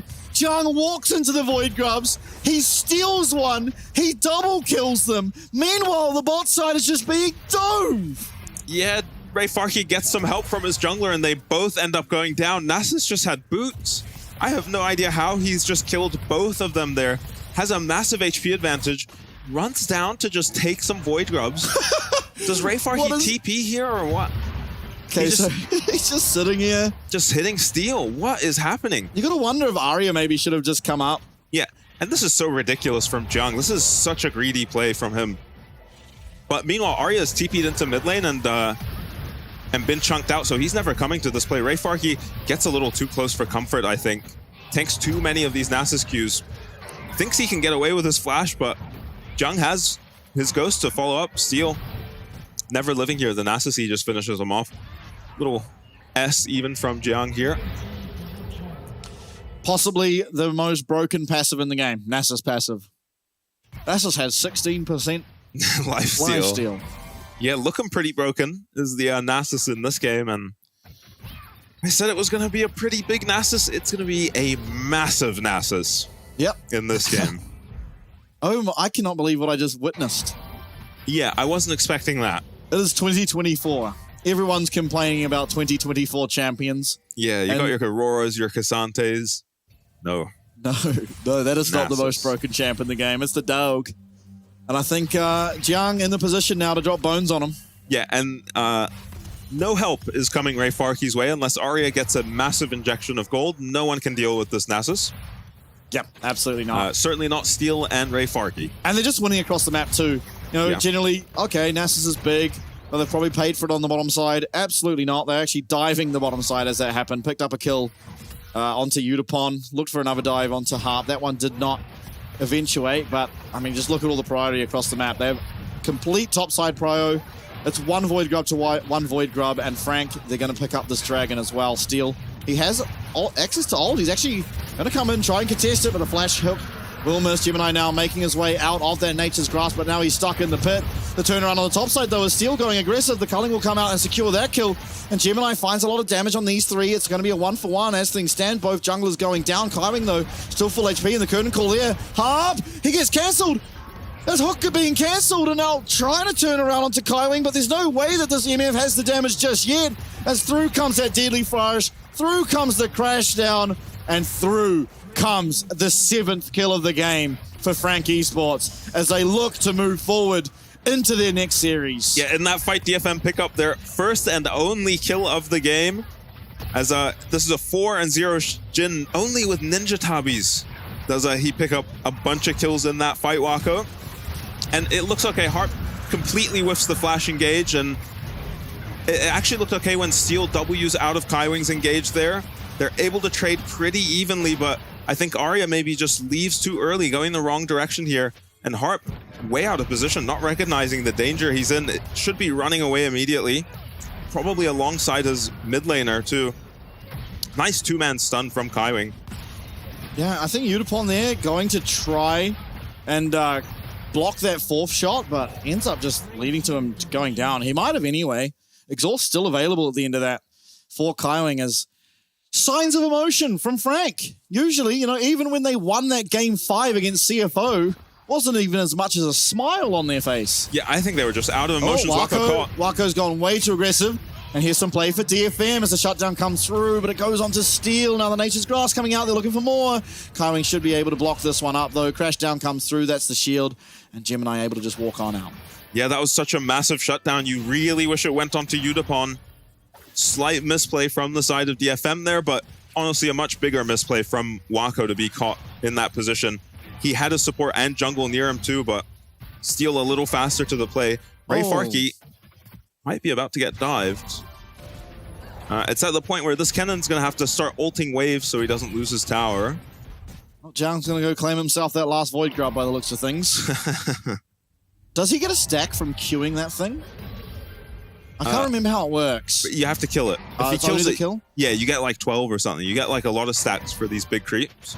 I know you get stacks for queuing champions. That was a change they made to him years ago. He almost has 300 stacks at 11 minutes, by the way. Yeah, I remember a time when people were happy to have 300 at 20 minutes. That is nothing of a concern here. Yeah, well, Kennen can't even walk up to the wave. Yeah. And I can tell you for sure that Steel's not coming up here to try gank this guy. Yeah, never ever. Not with a locket. When was the last time Jung backed, by the way? He's just feeling fine, sitting on the sheen. Yeah, can sit here forever. Will never have to use his TP for his own lane this game. Constantly has shove, constantly has pressure on his opponent. Udapon playing nice and far back to back up Harp. You can't go for this dive if it's not on Udapon. Oh! Has cleanse, has cleanse. Okay, yeah. Steel also coming out this way. Yep, ends up just being a plate enabled by Gemini there. All right, Jung's items. He's back. He's teleporting in an entire Triforce. Okay. Yeah. Probably didn't have to TP back to his lane there, but decides to just keep the pressure on. Would love to not have to TP to help his team. Yeah, and ultimately, the onus really is on Frank to not teamfight. The only way they ever lose here is just a massive AoE teamfight coming out of DFM, so keeping that pressure in the top side. If Kennen ever teleports to a play, 2 towers minimum are going down. He's healing 140 per Q on these minions, so he could just ignore the Kennen in these fights if he wants to. Double Leandries is going to come out for the side of DFM. That's going to help them alongside of the Blade of the Ruined King for this Yone. Yeah, and speaking of, Arya is very strong. He's 1-0 here. He's equal with the most CS. Actually, 3 people all were on 134, but Ray Farkey's dead. Should ult the wave here. Yeah, we'll do that, but actually, no, he won't. Yeah, just doesn't even get a chance to move there. Kaiwing gets onto him. Just a clean dive. Hey guys, let's stop taking my Nasus stacks. Yeah, Jung not happy to have his team here stealing the turret that was honestly rightfully his. I think this is smart though. Obviously, yes, the Nasus is very strong, but he's going to want to be in the side lane, so give some gold across to the rest of the team. Allow them to have some strength while they're honestly probably going to be 4v5 at times. I don't see a single reason for Yi Jung to leave his lane. He can just sit in, bot top and open D gates. Yeah, and how often do we see Jung in these dominant positions where he's against double AP on the top side, builds his Merc Treads, and then just starts building armor? Because he's destroying his lane so hard, he can just build the opposite resist. I didn't see the exact number, but I saw that there were 0 plates picked up by the side of DFM, and some absurd amount picked up for Frank. Obviously, an entire tower is at least 5. Yeah, and then they picked up 2 or 3 bot, maybe 1 in the mid lane too. Early game, going the side of Frank, 5K understatement. Gold. 5k gold at 14 minutes. Yeah. And DFM, they're going to try and fight around this dragon. Again, as I said, if there's a way for them back in, it has to be off the back of a 5v5. They have the chance to do it. I'm not sure what the item spikes are looking like at the moment, but Udapon at least does have Bloodthirster available, and there is a locket for Steel as well. Now, Jung is actually here. He's very strong. Then Jung's found his way onto Aria. Aria's not going to be able to be part of this fight, and here's the most gold on the opposing side, on DFM. Here goes the Dragon. The Dragon is picked up there by Frank. Down will go one, down will go two. It's a nice route coming through from Steel to try and stop any more forward progress from Jimian, and the flash ray maybe gets him out, but Jimian's able to follow through, and Gemini makes his way onto Udapon, gets the shutdown. FAK and Aria not able to do anything. Actually, Jung gets taken out. They took him down with both their ults on the bottom side of that fight. It was actually Jung who was caught out, but they commit 2 members and it takes so long to take him down. The rest of Frank just run through the team fight, and I respect DFM going for that fight. I think it was correct to take that fight because you have to use this Kennen. You cannot just keep him in a side lane against this Nasus. Jung dodges a couple of these Yone Qs, helps delay this death for him, but he does enough damage to Aria that, you know, and gets the Kennen ulti too, that the fight's just over on the other side. Udapon, I don't even remember him pushing his ulti in this fight, but did use it at some point. Loses his cleanse and flash. I think it has to be said that Jung probably 2v1s if he presses ult immediately at the start of the fight, but thinking that he was just going to chunk Aria and then go help out the team meant that he didn't and got taken out. But for anyone that doesn't know, because I'm sure there's not many Nasus players watching this, he gets half the cooldown off his Q when he's in that ultimate. When he uses that ultimate on Nasus, it lowers the, the cooldown of it by half. So you just get to do a lot more damage, you get a lot more healing. Yeah, I also did not know that. Oh, there you go. So do not feel ashamed. That is an old champion, but one I have never been interested in playing or really seen all that much. Yeah. So kind of has been picked globally a bit into the Kennen. Yeah, Jung the only one doing it so far here in the PCS. And yeah, and Jung getting much better results than the Nasus has been internationally.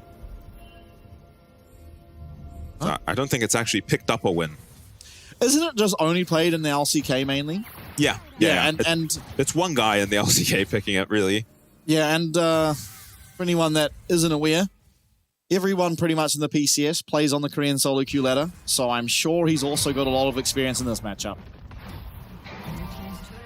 Now there's a tower taken. Jung actually grouped with his team on the Nasus here. FAK the only one down here. Teleport coming through, but Gemini, he's got a forklift license. He is going to crash. FAK has flash. Straight there into, but he is slowed. Gets hit by that Swill Seed, and Jimmy in the meantime just heading away at this tower in the mid lane. Yeah, I don't know what scared him off that tower, because MF does get there now, and this is the problem with DFM's comp. We've talked about how crazy the combo is. If there's a Nasus this massive, if there's a big Lucian, you can't actually group all your members. You have to pull the trigger here if you're DFM, and here it is. Aria goes backwards. Teleport coming in for FAK. Keep an eye on this Kennen. This could be massive. He's going to find his way onto 2, but the flash away from Wako, and Wako's completely fine. Through the team fight too, they run into 1-for-1. Nice deadly flourish coming through from Wako as a Kunin call coming out. Jung, he's so menacing. Asleep goes Harp. Here comes the bullet time, and it just means he's going to get hit. And Jung makes it out on 1 HP. Gemini now searching for Aria. The Swirl Seed does go wide, but the deadly flourish will not. Aria, will he survive? No, he will not. Wako comes and drops a nuclear missile on his head. Yeah. The damage from Wako in that fight is so immense. Yeah, he plays it perfectly too. Uses his flash the moment he sees the Kennen engage. Kennen can't really chase him, prefers to go for these other targets. Has to hit as many people as he can. The Maokai ulti just a bit off from Harp here. Means that Kaiwing's able to block it. Sure, Gemini is split, but maybe that's where he wants to play the fight anyway. And Wako is just free hitting this entire fight, positioned perfectly. Gets an ulti off here to chase as well. But Jung is just looking unkillable in the front line. The ulti not getting it done for Udapon. Wako is hitting like an absolute truck. Yeah, and his skill shots were very accurate in that fight too. It's actually Jung. Yeah, who does almost 5k. Jimmy kind of just got one shot. Kaiwing. I also like what Kaiwing did, by the way. Turned around in the middle of that fight and tried to disrupt this Kennen from going forward, and meant that Wako honestly took no damage. He got that flash immediately out. I think FAK flashing when he probably shouldn't have. Yeah, had the flank, right? So should just run at them and push ulti there, I think. But DFM, I mean, signs of life there. Obviously, they're too far behind to win that fight, but you saw just how close it can be. Wako now doesn't have flash. If you find something like that again, it should just be a fine fight for you. But, I mean, who's dealing with this Nasus right now? I'm not entirely sure. It kind of has to be Aria. But the Wither, if he just uses it on Yone, it's so hard. Yeah, MF unaffected by Wither, so you expect Jiang to use it on the Yone over anyone else. Because MF can ulti. Steal caught here. Yeah, is going to have to flash away. That's an important lockdown tool. As this Dragon now spawning, so Swellseed does go wide. Now Dragon is up. And you do have your ultis on the side of DFM, but without Kennen Flash, without Kennen Teleport, how is RayFarky going to have impact on this fight? Jiang looking for his own flank. Yeah, Jiang, he's coming through. He does have Ghost available, and of course, he has that ultimate. Nice engage coming through by Harp, and absolutely locked down and taken out as Jimmy. And once again, Arya makes it out on 1 HP, does go to sleep though, as Gemini continues to go forward. He's going to find one. Wako's trying to kite. Arya's behind him though. Does he know? He does not. Down he will go. As at the moment a 2 for 2, but importantly, Jiang's still alive. Gemini's still alive. They take 2 more, and Arya, the last one remaining for DFM. The bastion of hope is this Yone, but it's looking real rough. Yeah, Arya's done well to survive in all these fights and hold on to his flash. But Frank pick up the team fight easily. Wako honestly hooked by Harp there. Pretty incredible find for him. But the Kennen ult not having enough impact. Same deal with the MF ulti. These ultis just not connecting for the side of DFM the way they need to if they're going to win this fight. RayFarky went for a flank, which ended up not needing to because of this nice hook and ulti. It's a lot committed. It's a lot committed to kill Jimmy, and you can't use all these teamfight ults from this far behind onto one member. Jiang is just, it's already, the fight's over at this point. I think you're out of steam, and there's a full HP Nasus running around with probably 400 stacks. They even give him the stacks on Dragon. This is ridiculous. I want the Spirit Vision to go away. 500? 600 almost. 73. Oh God. Oh, that's going to go up. Yep. Yeah. Again. 85, 585. Go on, one more. Yeah. Oh, this is maybe treat yourself to another. Yeah. I'm gonna be honest. I think Jiang might be too out of hand. I think Arya's trying his damnedest in this game. Even there, so much came down onto him. He was the focus from Jiang at the start. Having to use that Fate Seal defensively though, just meant that there is literally no more threat onto this Nasus. Yeah, no LDR coming out from Udapon yet means he's so far away from being a threat. It is never an LDR game with how much this Nasus is healing. Hook lands onto Jiang. He's going to be able to get that ult out, the Descendant of the Sand. So much is coming out, and he is getting taken down. Is he actually, though? His life's stealing up. He's still alive. He goes down. It's a slicing Maelstrom that confirms that Jimmy's found himself on the flank, and the curtain call is out. The 4th shot lands on a heart, but he's able to get away. But Jimmy goes aggressive. Here he comes. There's a snare. He does have to flash away from the tower, and Gemini going forward. He goes golden. Oh, the deadly flourish from Waku lands. An absolute sniper. The Taiwanese sniper is Wako, and Gemini's marching forward. He gets shut down though. Arya still with play in this game. It's 3v1 at the moment, and again it's Arya, that final bastion for the 2nd seed of LJL. He's still alive. There's low health bars. He has healed up without ult.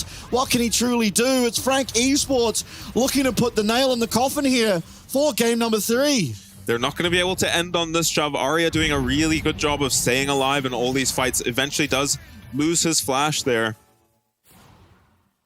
He's going to pick up some farm in the bot lane too. He has a lot of gold on this Yone. He's pretty strong, but not nearly as strong as this Nasus. And we called this a wombo combo team from the side of DFM, but they're just having to use all their ults to kill one member of Frank in every fight.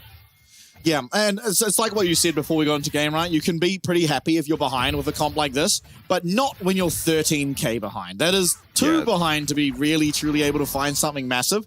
Without Frank really griefing, I think it has to be said. Like, they have to be grouped perfectly for you to find it, and they just never need to be now. Jiang can just bide his time, wait for some ults to come in, run through the team fight, or he can be aggressive. Everything gets used on him, and his team is still just very strong. Kaiwing now, actually going backwards. A rare display of control out of Kaiwing in a situation like that. Yeah, looking to close this game out cleanly are Frank. Flash is back up for this Kennen. While Kennen has Flash, there's always a chance, but Flash and cleanse up for Wako. You really wish you had teleport. Look at that pink ward. Yeah. Yeah, they've done a good job of finding these flank wards. Harp. It's going to get stunned up. A lot of damage down onto him, but he is going to be able to get out with the help of that blast cone. Yeah, only level 13 on this Kennen, so no hope for that rank 3 ultimate. You have to be so careful here as DFM because Jiang, if he gets time on this tower, will just completely one-shot it. You have to pull the trigger sooner rather than later. Minions now, massive minion wave actually crashing onto their Nexus towers as Jiang trying to get into that tower, but luckily no synced waves. There's no Baron buff either, so it is fairly easy for DFM to continue to head away these minions and protect these last standing inhibitors. Yeah, for now they're okay on DFM, but they do have to pull the trigger. And it's probably going to have to be Harp. He is their most reliable form of engage. He needs to find a hook. Honestly, I don't think the ult will do it. But it's Kaiwing just constantly face-checking. He can't hook the Rel. She could even buffer it and escape. Yeah, I mean, it's just so hard, right? You're down so much gold. I'd love to have a look at the items just to see how detrimental it truly is, but some recalls coming through. Harp gonna top up on those wards. He needs them desperately to try and have any idea where the side of Frank Esports are, because if they don't know, they can just be dove. But Frank, they're gonna go back off. They're gonna take this dragon. It is the soul for them. And then 1.5 minutes until Baron, and at that point, I think they can really look for the end. I don't think there's any reason to do it earlier. You're just risking giving over a team fight. Yeah, and I like the itemization from Jimian. Just needs to survive in this fight. The enemy team has to commit so many cooldowns to kill his teammates. If they do that, he will be able to take over the fight. Needs to just make sure if he's targeted, he can get out of these flash Maokai roots and Kennen ultis, so he picks the QSS up for himself. And Marco too has that rapid fire cannon, providing extra safety. He actually went the IE second, which we didn't touch on. Yeah, I like this build out of the Jhin. Marco playing very well this game. Gemini not rewarding him. That's my camp. Get out of here. Baron, 45 seconds. It should just be that picked up, and I'm not sure what DFM can really do about it. I think you have to commit to a 5v5 fight. That's all your team comp really does. You're never winning a side lane against this Nasus. Yeah, on the bright side, the Infernal Soul is not that bad to play against because they're already just doing so much damage on the side of Frank. Yeah, that's actually true. You were already getting one shot, especially for this Nasus. He has almost 800, 750 stacks. You're so happy it's not Cloud Soul this game, by the way. Yeah. Just because Jiang would sprint through your team. Yeah, Cloud Soul. Pretty much every other Soul probably feels better. I mean, Ocean Soul is pretty useless for him. So that is a bright spot, but that is a very, very dim bright spot for the side of DFM as Frank start up the Baron now, going down quickly. Harp, Steel, they're all here. These are the engaged tools. Arya following up too. He's the damage. Jiang's here though, and Deadly Flash lands, the teleport coming in, and Jiang's just getting into the thick of it. The flash and the sleep from Gemini only lands onto the 2 tanks, but they have so much damage. FAK not even getting his ult off. Look at Jiang. Jiang is just sprinting at everyone. It's going to be a very dead steal. There he goes. He drops a bone on him, and Unipon's going to go down as well. Only Arya once again is left raiding, but look how fast Gemini is, and we didn't even use the curtain call. It's still up. How do we still have Jhin when the team fight looks like this? It's a 5-0, and it's Frank Esports with 22 games into the playoffs. Gonna find another series in them. Yeah, Kaiwing here a little before his team, but as these guys come in, pick up the Sinhib and close out the game, it should just be over. FAK does have his ultimate, and there's no Baron, so maybe he can get on this wave on the Kennen. It's going down so fast, though. Yeah, Harp able to be one shot as Kaiwing still had flash after the last fight. FAK's going to spawn, but he's not going to hinder his KDA by getting in there and getting one shot yet again. And it is Frank Esports, off the cleanest series we've seen from them so far, going again ahead in the playoffs to face the winner of tomorrow's series. Yeah, and they continue to level up every time we see them. Frank are looking very impressive, and I mean, if you have hope for them to bounce back against the likes of PSG, you needed to see that kind of series out of them. You had to be that dominant against what's looked like a strong team in DFM, faltering to DCG, but man, 3-0. Heartbreak. Yeah, rough series for him. Yeah. It is not an easy task going up against Jiang. And honestly, if you had these two teams pitted against each other at the start of playoffs, it is a clean 3-0 for DFM. It is a clean 3-0 in their favor. But this time, it is just honestly off the back of so much practice. It has to be said. Frank have played so many series, only just kept their playoffs chances alive. And they have truly just continued to get better and better and better. And it's so sad to see. I mean, you put your heart into these games. FAK, heartbroken there. You can see on your screens. But Jimian, oh, he's dropping us another dance. Very happy other side of Frank.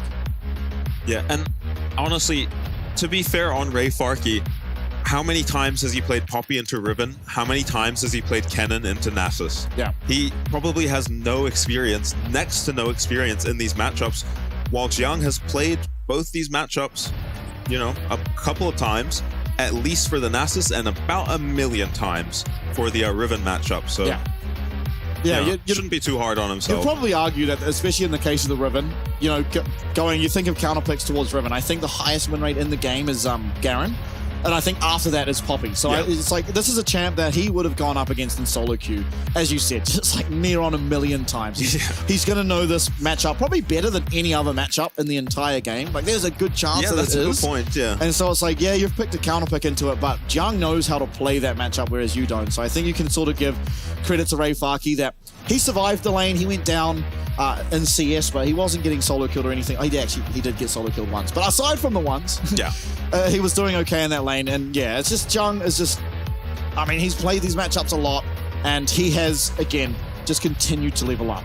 At the start of playoffs, I'll say it again, FAK looked like 10 times the player that Jiang did. He was inting at the beginning of our playoffs. Jiang sucked in his first few series. And that's why it's so promising, because you could feel the nerves coming off of Jiang, just making plays that made no sense. Laning still, honestly, even at that time, really well. Yeah. It has never had problems in lane, this player, even against the likes of Aja. And yeah, he's leveled up, and we forget he's a rookie. You mentioned it earlier on.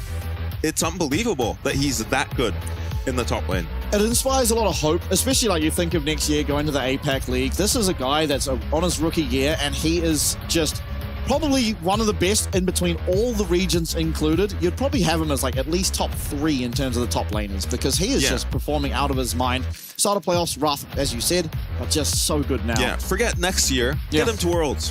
Get him to Worlds this year. I want to see this guy at Worlds. For them to get to Worlds, they have now won 6 series. They're 22 games in. They have another series up against CFO or DCG, whoever wins tomorrow. Then they have another series, which will be the losers bracket final, and then he has to win. Well, he has to just get to the grand finals, and he's at Worlds. But then there's another series of Frank continue on, which is the grand final. So it's absolute gauntlet. These guys have straight up just played an extra split. Frank have just played the autumn split of the PCS here. They've played either 22 or 25 games now. I can't remember. 22 games now.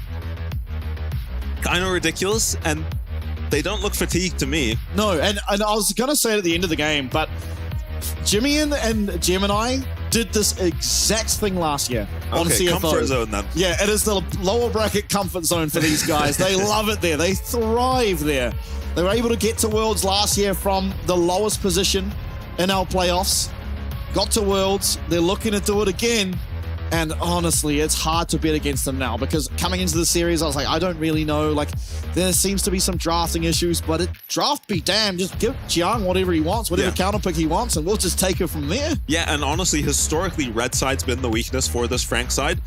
With Jiang pulling out some of these counterpicks, not so much anymore. Exactly. If he can pull off these kinds of lane wins against the top teams, I mean, yeah, now you have to worry if they just want to take red side for themselves with the Riven in the back pocket, the Nasus in the back pocket. It should make DC, if they end up going against DCG, obviously we'll find out tomorrow who it is they're going to go up against, but if they end up against DCG, that could make for some interesting drafts. Now we see Jiang just picking out whatever he wants to play. We know Chris Carter picks out whatever he wants to play.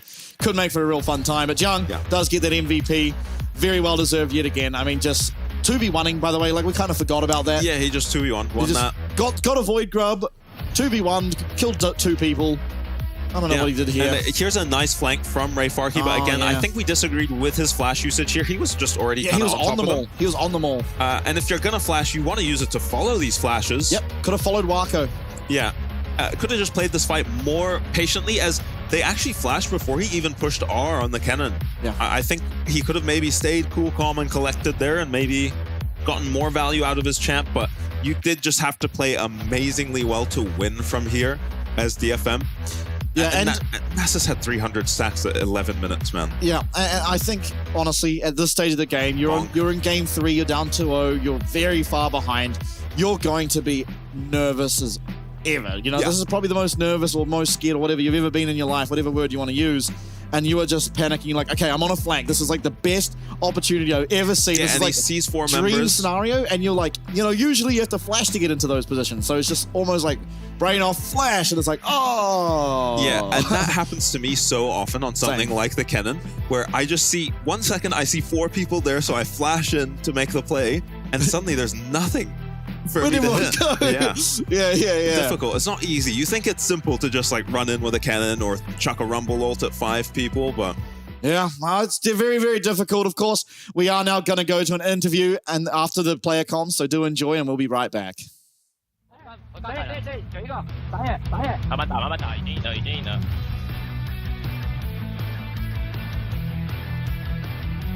这边我了吧，开始。上路，我要追他。哎，否则活该。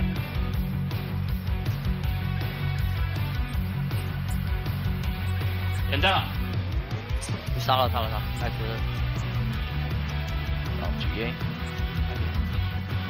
好，来3个。我提前到了一点，看上多少。多了吧？哎，有兵营，在塔堡。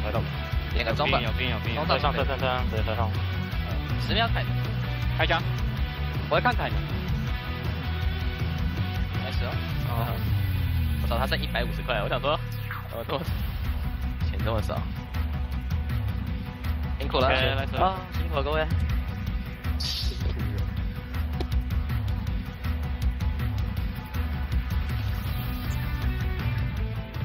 Welcome to the post-game interview. Here we are with FAK's jungle player Gemini for the post-game interview. Let's have Gemini say hello to everyone first. 本日ジムナイ選手をインタビューさせていただきます。まず挨拶の方をお願いいたします。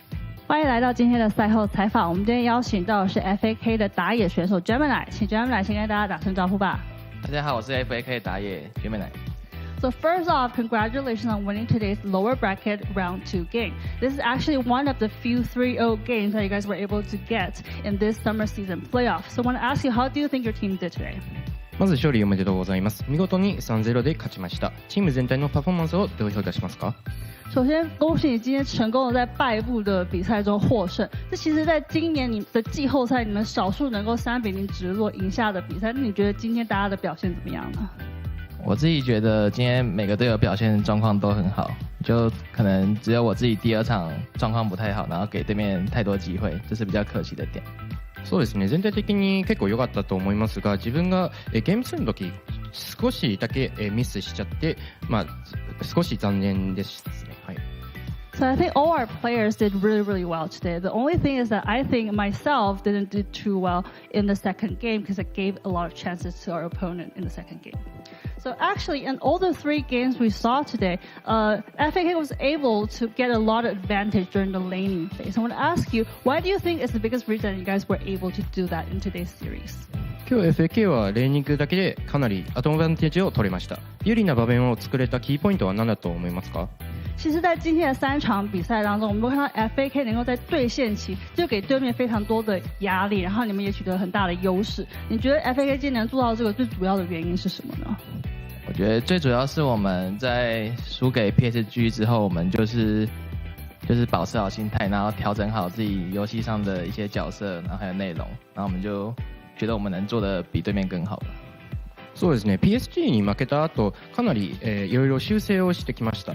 そして、今日の試合で、相手より、もっとよく、パフォーマンスできたと思います。So I think the biggest reason we're able to play this good is after we lose to PSG, we fixed our issues with our champion picks and our laning and everything. So that's why we're able to play this well in this game today. So after this game, FAK have played a total of 23 games in this summer season playoff. That actually broke the record for PCS's most game played in one single playoff. And you and Wako and Kaiwing are actually pretty older players relatively. So I want to ask you, playing these many games, do you think it gives you guys a lot of pressure, a lot of burden, or do you think on the other side it actually help you guys? 今日の出場をもって今シーズンのプレーオフだけで合計23ゲームをプレーしました。 PCS の新記録となりますが、ジミナイ選手、そしてワコとカイウィン選手みたいな経歴の長い選手にとってこの量の試合は結構しんどいですか？それとも逆に良かったと思いますか？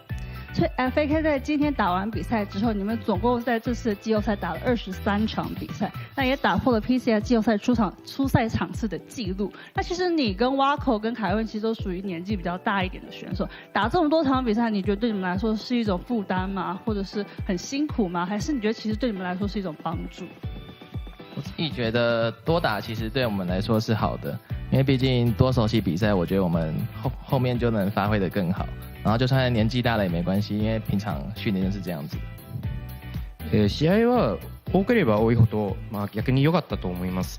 少し、年を取っても、まだ全然、5試合とか余裕でできちゃうんで、はい、結構大丈夫です。I actually think playing more games in the playoffs is actually good for us because we are more prepared for later games. And also, I think being older isn't that big of a problem because we all do this in scrims and we're really used to these kind of long and time of training and everything. So now that you win today, you have 2 more games, 2 more matches to play before you're able to play in the road show. So your next game is going to be either DCG or a CFO. Which team do you think have a bigger chance to play against you and why?ファイナルウィークスに進出するため、あと2勝を取らないといけません。次の対戦相手は CFO と DCG のどちらかになります。どちらと対戦することになると思いますか？你们如果要前往线下赛，然后还要再赢2次，那下一局你们有可能对上了 CFO， 也有可能是 DCG。你觉得比较有可能会是谁？为什么？我自己觉得一定是 CFO 吧，毕竟我是他们的粉丝啊。本当は CFO の大ファンなので CFO が進出するんじゃないかなと思っております。I think it's going to be CFO actually because I am their fan too. Just one more question. Do you have anything you want to say to fans? ファンたちに向けて何か伝えたいことはありますか？最后你有没有什么话想要对粉丝们说的？我要感谢所有粉丝，还是默默的支持我们，然后尤其我们的大粉丝也是我女朋友，然后她在我们第一轮落败的时候。然后又来送我们每个選手小禮物跟一些保健食品，就让我们比赛状況好一点。很謝謝他。いつも応援くださってるファンたちにもちろんありがたいことに、そして私自身の彼女がゲームステージ1で負けた後 FAK の全員にプレゼントをしてくれました。本当に感謝です。I want to thank all my fans, all of our FAK fans, especially my girlfriend, because after we lost our first match, she came to us and gave all of us presents. So I'm really thankful for everyone. Thank you so much for the interview and congratulations for your win today. 再一次恭喜你们获得今天比赛的胜利。我们把镜头转回主播台。谢谢大家。Thank you once again for the interview and humble. Yeah. I think we're also correctly realizing what the problems were in their past series and whatnot, and saying, we fixed some of the pick bans, which I think you and I also had a lot to say. We're like, I think the pick bans are kind of going wrong, and this is starting to feel like we are just not casters for the PCS. We're casters for the Frank Invitational Series, because not only have they played the most games, they also have the longest game time. The screen time on this team is insane.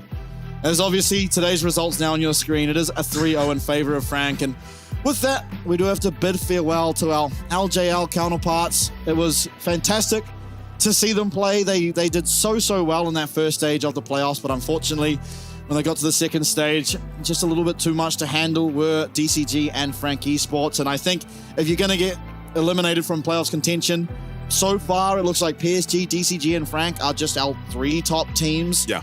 And they're all so close. They're all so good. Such massive names. I think you can be proud of yourself to not only cleanly get here, but then to put on good performances, especially up against DCG.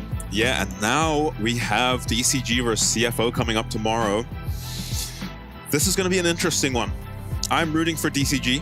I'll just come out and say that I love this team. I want them to win. But CFO historically are the team you would favor here. Yes. You wouldn't even have a second thought. That you would expect them to figure out DCG and draft, find something that works for them, and just play clean mechanically, play good macro, and just win this series. Yeah. But the DCG we have seen this split have just been ridiculous. Yeah, and while that's true, the head-to-head is actually in favor of CFO. Yeah. The current form, you'd say, is in favor of DCG. So you don't really know what's going to happen, because even as recent as they were the last team to go up against each other was, no, it was CFO versus PSG. But before that, the day before that was CFO versus DCG, and it was just a 2-0. CFO just 2-0'd them. It was very clear cut. There was not much controversy around it. And so going forward, I mean, it's hard to predict who's going to win. Again, DCG looking stronger. Their drafting looks better, but CFO traditionally have had the better of these two teams. But of course, I do have to once again thank not our advertisements. I have to do the advertisements for our sponsors. It's Changhua Telecom, first of all, and they, if you do subscribe with them in the near future, will give you 12 months free of Hami Video for all the entertainment you need, as well as the Sheraton Grand Taipei Hotel, which have hosted DFM and, of course, SoftBank for the duration of our PCS playoffs. So a massive thank you to them, of course. And China Airlines, who will now be shipping off the LJL boys back home in a very comfortable flight. And while it has been a pleasure to see them, I'm glad they will be safe and secure getting home with great value tickets that you can find on the China Airlines website. And Carry Energy, our new sponsor, keeping everyone sharp. Obviously, Frank had been involved in it. Maybe that was the gift that Gemini's girlfriend gave to the team, because they certainly leveled up and they looked on top form. And last but not least, of course, TTL brand noodles, my personal favorite. Love these things. If you are ever finding these in your supermarkets and your dairies, do check them out. They are fantastic, and I can't recommend them more. Now, it's a big playoffs. There's still 5 more series yet to come. Frank, they could be involved in at least 3 of them. But tomorrow, importantly, as you said, DCG versus CFO. Yeah. No idea what to expect, but it will be a banger. It's a DCG series. Yeah. So, you know, like, we had some wild pick today. The Riven, we expected by now. The Nasus was a fun one. Tomorrow, baby. We got Cascada back. Yeah, who knows what's coming. Even Driver on the side of CFO, opposite Taco. If anyone else is going to play Ken and Nasus as a matchup, it'll be those two. Taco willing to play stuff like the Mordekaiser out of nowhere. He played Nasus into Driver's Twisted Fate earlier in the split. I remember that. Yeah. He was our first Nasus, actually. He was.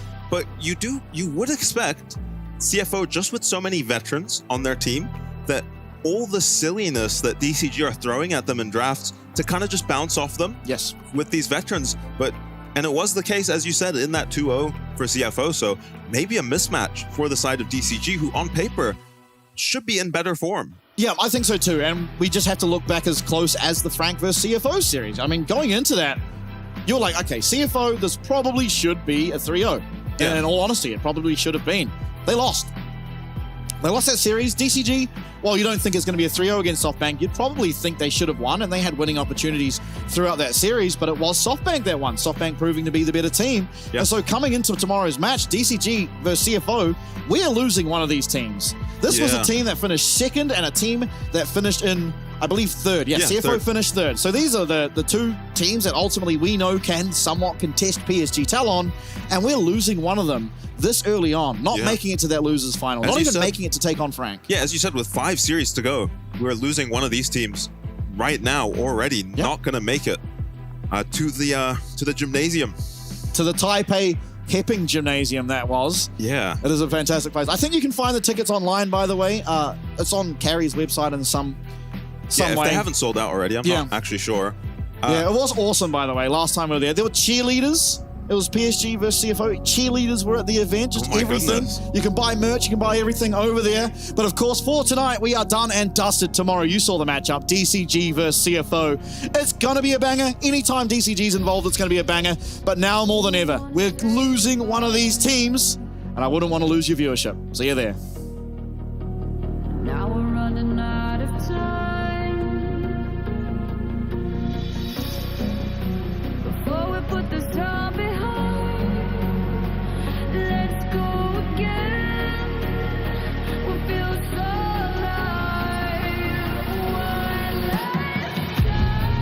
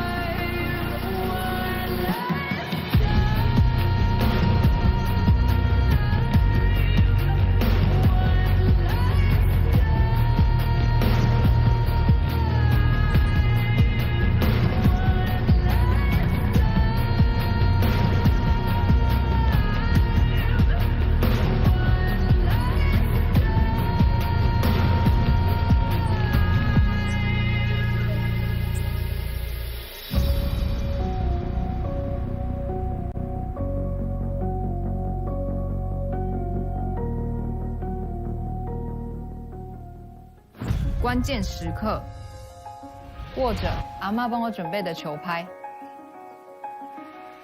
让我更有把握赢球。阿嬷，好睡吧？对哦。家人的爱是多年的依赖，就像我多年以来依赖中华电信。金白来，最疼我的家人，最挺我的中华电信。舞动精彩，共创未来。永远走在最前面，中华电信。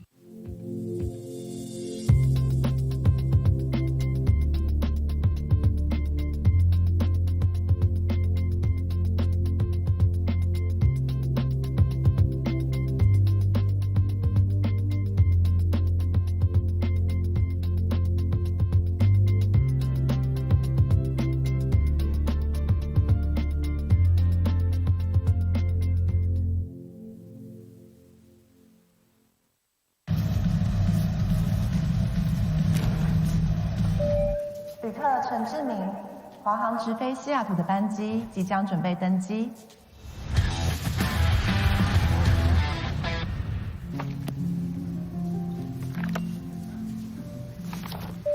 旅客何淑慧，华航直飞西雅图的班机即将准备登机。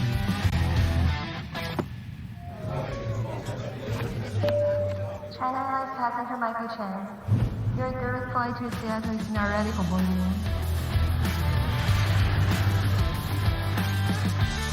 华航直飞西雅图，7月14正式起航。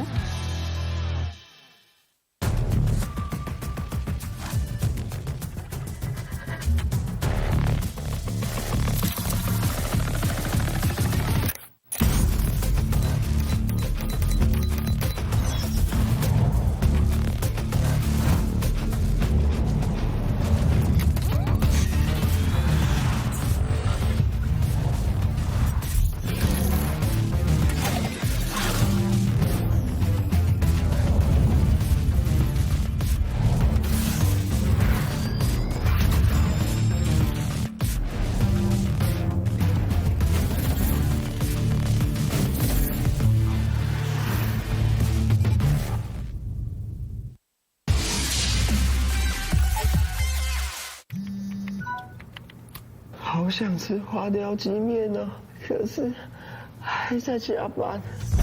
阿嬷，加班也能来碗酒香补一补哦。就是这味道。这碗花雕鸡面帮你补身又补心，好满足哦。还有麻油鸡面，赶走你疲累的寒意。